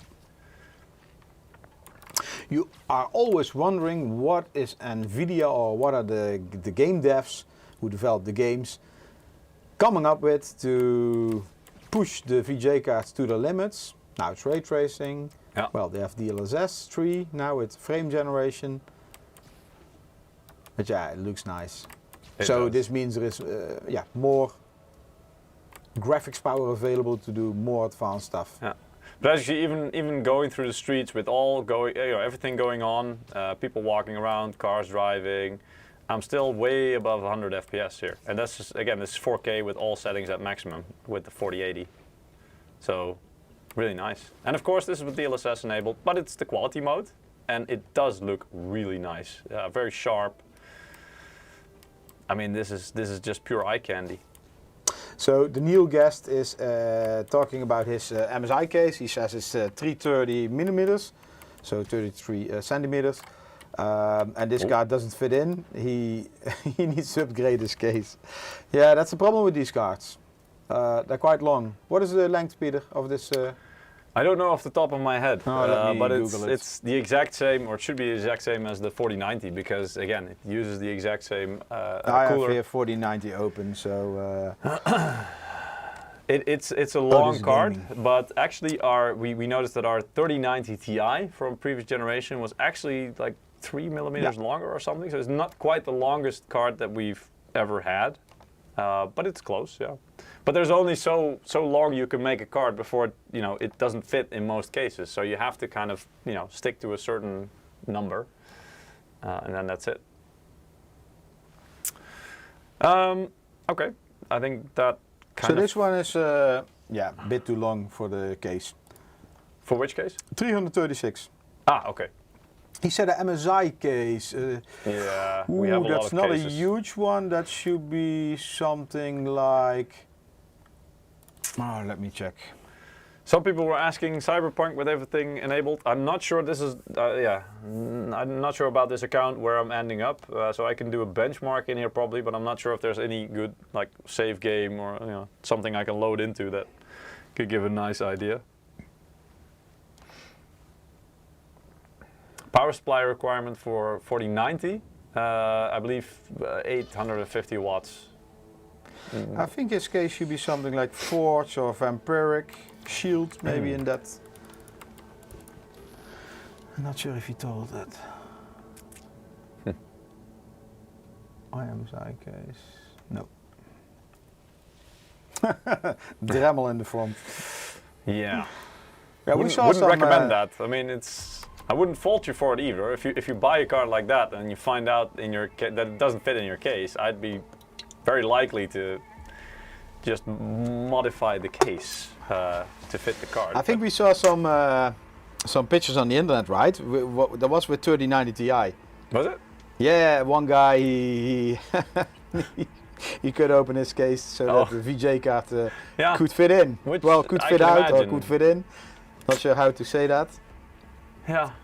Well, you build things around the most expensive part, I would say, and that's probably so the Stick graphics Gamer, card. the giveaway is the same. Well, maybe not as last week, but we're giving away. I think last week we do this. Assassin's Creed Valhalla and game code for the DLC Dawn of Ragnarök. Yes. You can still participate. Yep. So okay, I've got Cyberpunk running, and just to show you guys, it's also 4K resolution that it's being rendered at. So this is 4K performance. I don't want to use a quick preset because I've been told by FAE that actually that doesn't really work very well, and it randomly will change settings, but it will not really tell you what it changes. So it was a bug. Maybe it's been fixed now. I don't know. The only problem here is that in Cyberpunk I've not been able to see, and maybe it's not released yet, not been able to see the DLSS frame generation feature. So as far as I know, the DLSS version in Cyberpunk is still DLSS 2, which is fine, but yeah, unfortunately I'm not then able to show you the performance increase that DLSS 3 or the frame generation would offer. So first I will just go without DLSS as a baseline. As you can see, pretty much everything is on. Motion blur, nope. Context shadows, everything is pretty much, it's on the highest setting, I believe. Screen space, reflections, no, we're gonna go for the highest setting, so it's gonna go on Psycho. Ray tracing is on, of course. Ray trace lighting, ultra, Psycho, come on, Psycho. Apply, okay. And then we're gonna run the benchmark.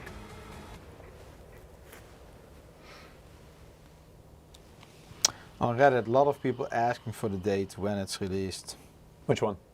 The DLSS 3 for Cyberpunk. That's also why I was a bit confused, because in some cases I could, there was news or articles saying, hey, DLSS 3 is now supported, a patch coming out, or is out for Cyberpunk.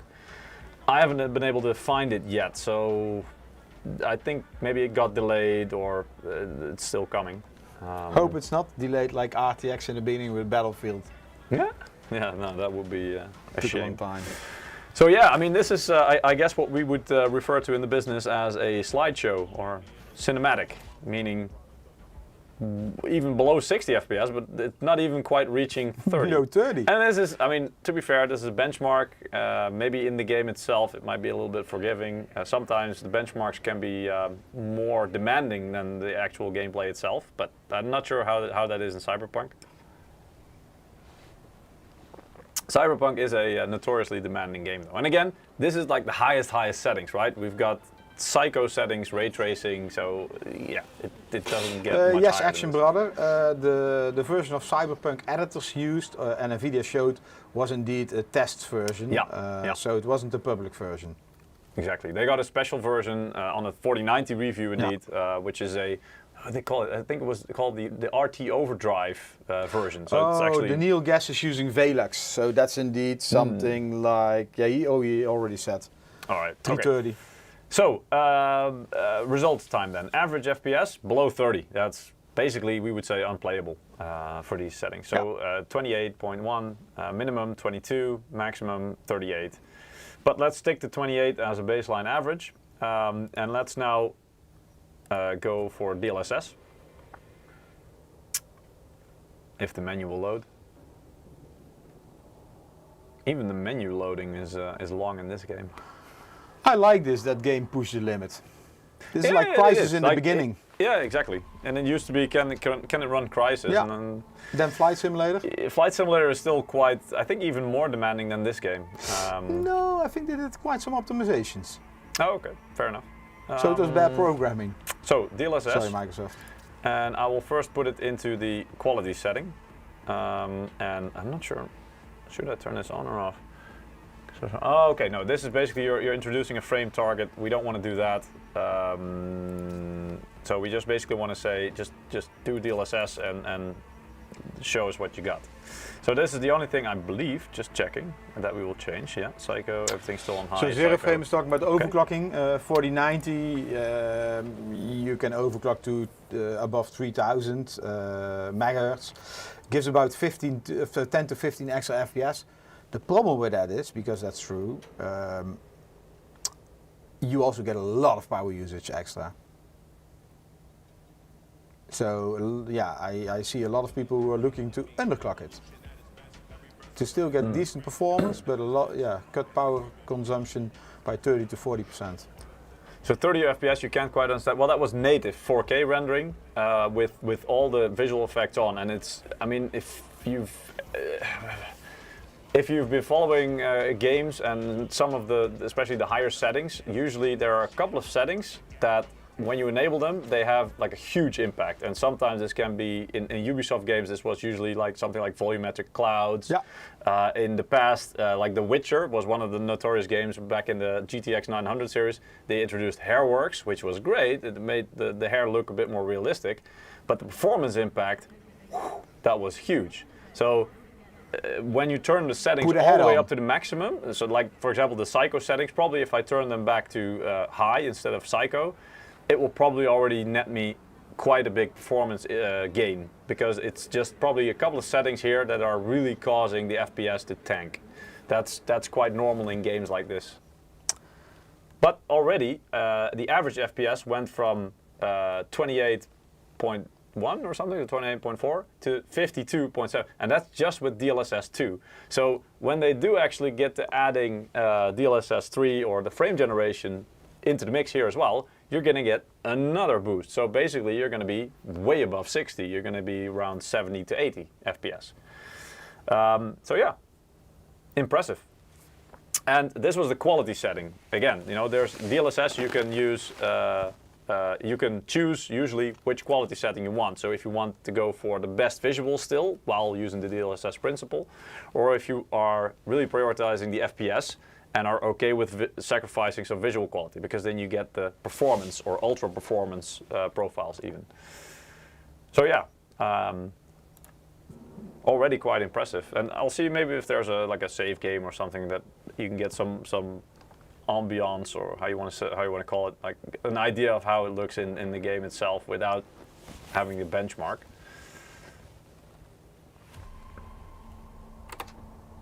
Let's go. Do I have any load game? Oh, here we go. Somebody's been playing. Me. I'm not sure if that's this install, but I finished the game. All right, well, I have no idea. Yeah. But I got stuck. I like, long story. Is this where you got stuck? No, I think this is the beginning. Oh, okay. Fair enough.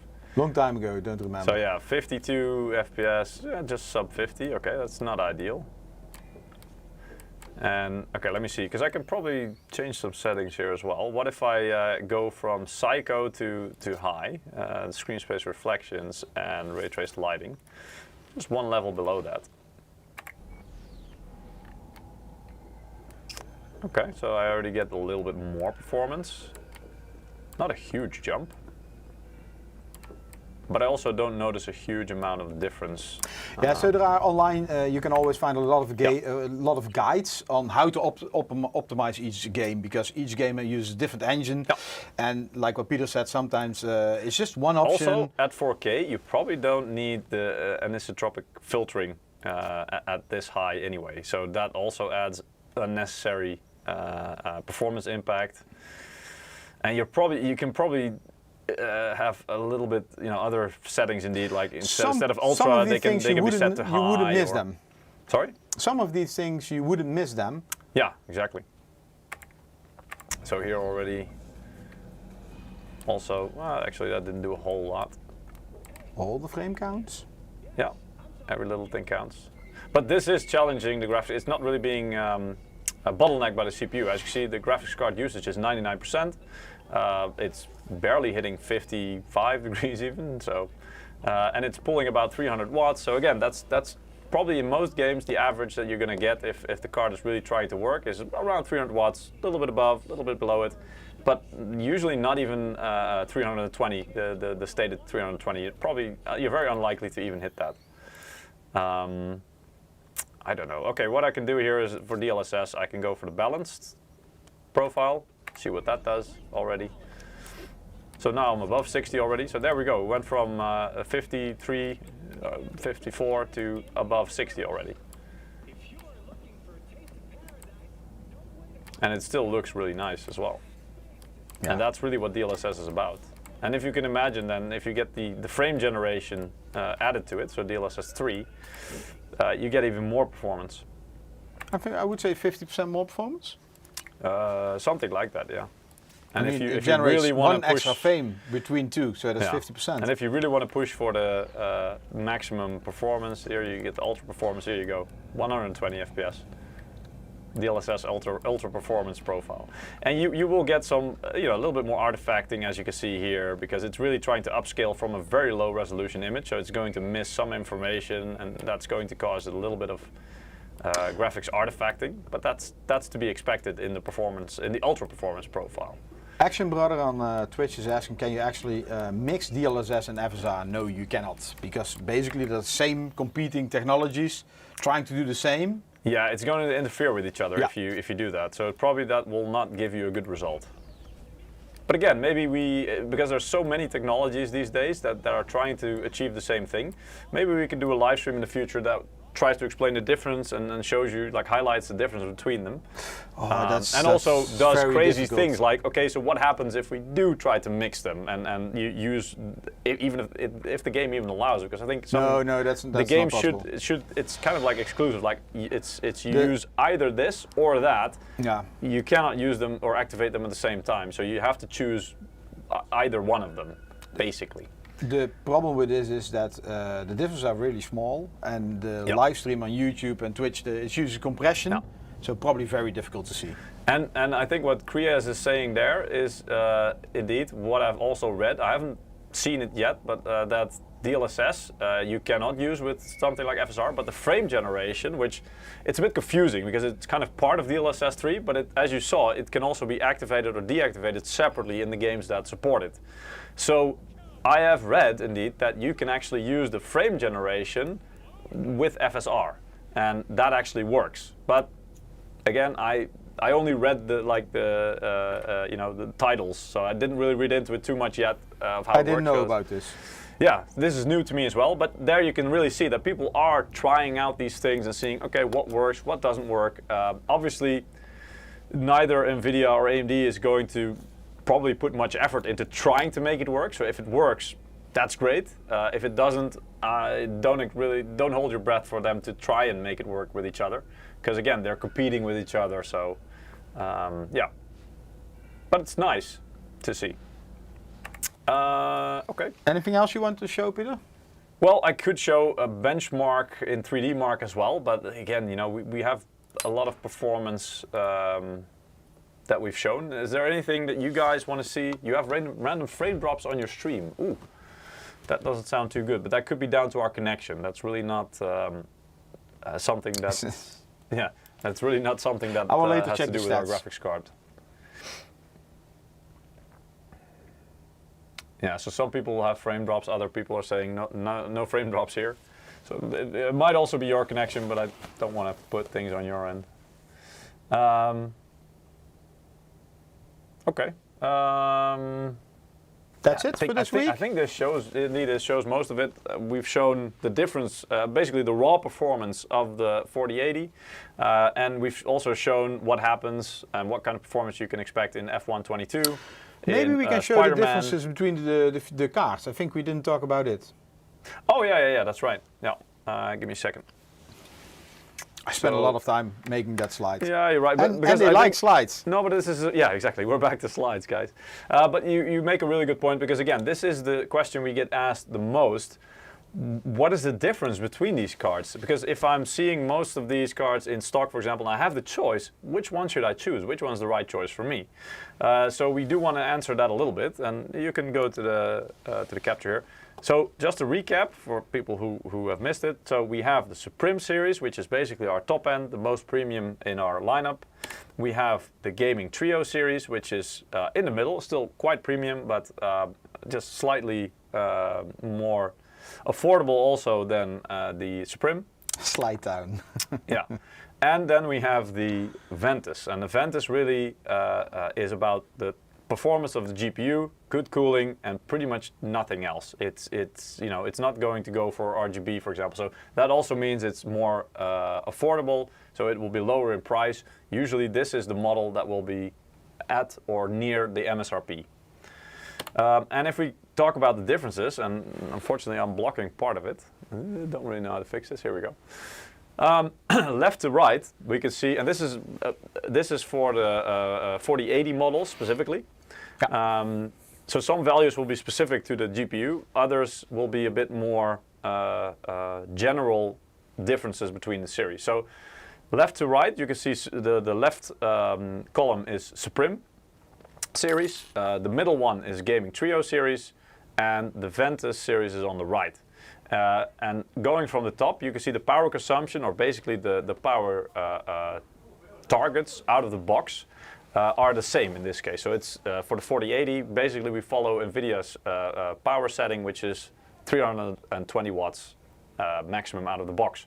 However, if you are using programs like Afterburner, you can manually increase the power target, so the power limit basically, and in there you can see that there are some differences. So SUPRIM has a bit more headroom there, so that's also down to the PCB and the power components being more beefy, and it will have more phases compared to more power phases compared to Gaming Trio and Ventus. So that will give it a bit more room in terms of using more power efficiently as well. The water-cooled version is only available on RTX 4090. Yes, correct. Yeah. So there's the SUPRIM Liquid is currently at least only available for the 4090 SUPRIM series. Gaming Trio has a little bit lower power limit, but still quite a bit higher than the standard 320 watts, so around 370 watts. And the Ventus series has the lowest overall, because again, the thought behind it is that if you're buying Ventus, you're not going to be looking for things like, I want to be overclocking the card. That's more like an enthusiast level feature or something that people will do that are way more into the technology, and probably they will demand more from their card. So Ventus is really going for the baseline and getting the basics right. Also the difference there is the thermal design. So on the SUPRIM, it will have the most fleshed out, the best thermal solution basically that we can offer. So it will give the best thermal performance. It will keep the GPU the most cool. On Gaming Trio, it's a very similar cooling solution to the SUPRIM, but there are some slight differences. So that's also why there's on SUPRIM it's the Trifroster 3S. The S stands for SUPRIM in this case. And for the Gaming Trio, it's the Trifroster 3. So it is very similar, but there will be some differences. These differences will differ. I know I'm using the word difference a lot, but these will differ per GPU. So in case of the 4090, for example, let me see if I say this correctly. I believe one of the key differences between SUPRIM and Gaming Trio is that SUPRIM uses a vapor chamber at the heart of its cooling. whereas the gaming cards use a copper base plate. So that's an example of a difference, and then there will be more. So it could be the amount and size of heat pipes. It could be some of the shapes and the bulk. The SUPRIM will probably be also a little bit wider and thicker, so it will have a little bit more surface area for additional cooling compared to the gaming, and especially compared to the Ventus, because the Ventus, it still uses a Torx fan, for example. Here you can also see that. The SUPRIM and gaming both use the latest generation of Torx fan, which is Torx fan 5.0. That's the latest one for this generation. And then the Ventus is using the Torx fan 4.0, which is the fan that was on the 30 series SUPRIM and gaming card, for example. So it's still a really good fan, and it was top of the line last generation. But the Torx fan 5.0 is just slightly better, slightly more optimized, and that one you will get on the higher series, so the gaming and the SUPRIM series. Here the thermal modules, as you can see, so there are some differences. SUPRIM has a vapor chamber, also in case of the 4080. The gaming Trio series has the copper base plate instead of the vapor chamber. Ventus also uses a copper base plate. The cooling technology, again, this is a lot of detail, but there are some differences there. So there's different different versions of wave-curved technology being applied in the fins. And the Ventus uses the most basic version of it because, that's mostly to, it helps a little bit with cooling, but it's mostly to reduce noise. Ventus is still quite silent, but the gaming and the SUPRIM will be a bit more silent even because their cooling is more optimized. So you see there are some differences, and I won't go through all of them here, but some of the more obvious differences also is dual BIOS. So the dual BIOS feature this generation on MSI cards is on SUPRIM and gaming Trio cards. Ventus does not have the dual BIOS. So this is also one of the things that we thought, okay, if you're just looking to use the GPU, a dual BIOS is probably not something that you will need, because you're probably just going to install the card and enjoy the performance, but not really be bothered by things like switching BIOSes or changing RGB lights, because the Ventus also, this is also one of the big differences, does not have RGB, any RGB on the card. Whereas both gaming and SUPRIM do have addressable RGB on the card. So these are some of the bigger differences. That's really the biggest differences we could point to. There are some more differences, like clock speeds will be a little bit different per series. And for both of them we have an overclocked version and all of them indeed. So SUPRIM has X. There is exactly the X. If it says X in the name for SUPRIM and gaming, the X basically stands for factory overclocked. Yeah. Whereas for Ventus in the name it will say OC or non-OC. So basically it will not say OC. That will be the, for example, RTX 4080 Ventus 3X. Quite confusing. That's the non-OC version, yeah. And if it says OC behind that, at the back of the name, that's the factory overclocked version. And if you would compare the clock speeds, you would notice that yes, out of the box, the OC version or the X version of our cards have higher clocks out of the box. Yeah. These are the main differences. And again, the idea behind it is that Ventus is more for people who they just want the card, the GPU, and they don't care about things like too much about how it looks, or things like Ventus RGB people care about or RGB. dual BIOS. Sorry? Ventus people don't care about RGB. Yeah, exactly. They just want the card and they'll put it in their system and they probably won't even look at it too much.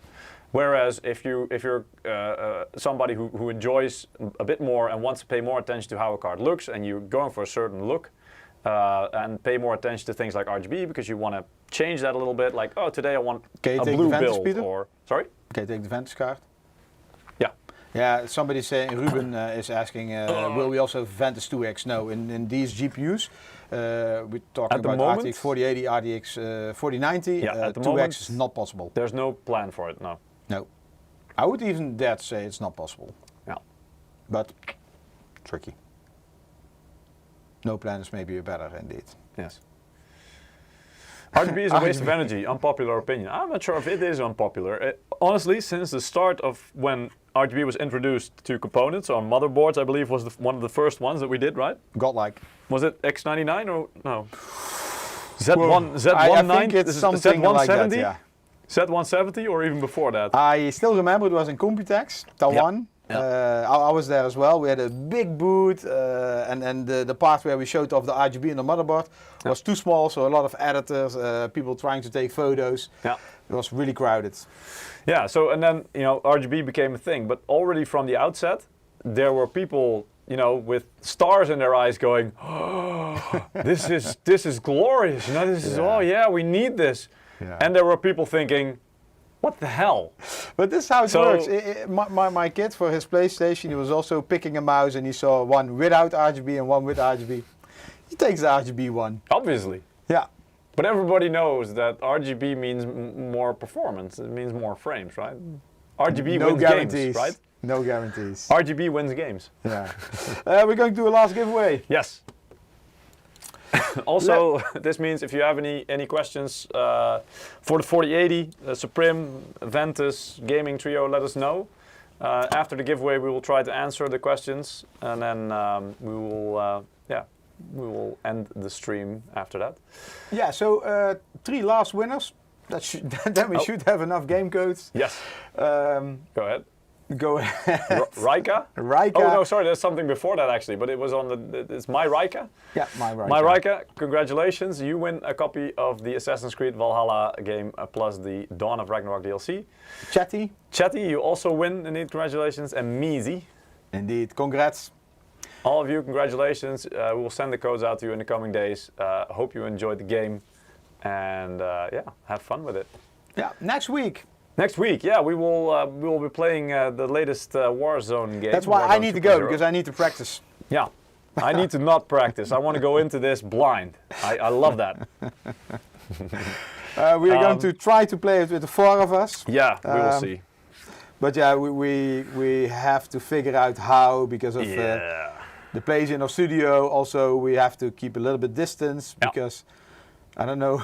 Some people are still sick or coughing. What kind of sickness is going around? It's becoming winter time, you know. It's the traditional time that everybody is just getting a little bit sick around you. Anyway, want to be a little bit careful. But yeah, the idea is indeed that we want to play, if possible, with our whole team.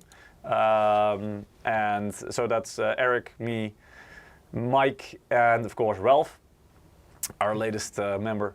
Yeah, and that we play together and see how we go, and maybe we can. Well, it should be entertaining at least. Let's put it like that. But we'll see if we can win a game or not. I still remember Fortnite when we played that. First game was like, yes. Second we game were was learning. better. Yeah. Third we were game, progressively I think we won. learning. Yeah, we were learning quite You fast. could see us learning and figuring out the game live on stream, which is probably very, very entertaining to watch. Yeah. All right. Yeah. Then in that case, let's see if there's any questions left that we think we should answer. Well, a question I saw many times: will we introduce the new AMD GPUs? And which versions? We will talk about that in the coming weeks, months. I don't know when we can get samples at the appropriate time. At the moment, I mean, to be honest, yes, they've been announced by AMD, but the rest of the information is still under NDA, or at least, you know, we're not allowed to talk about it. We know there's something going on, indeed, obviously, but we're not allowed to tell you what yet. But rest assured, when there is something to share and we're allowed to share it, we will do that. So keep an eye on our live stream and you won't miss it. Give us the secrets. We would love to. You have no idea. Thank you. Bye-bye. I already pushed this button.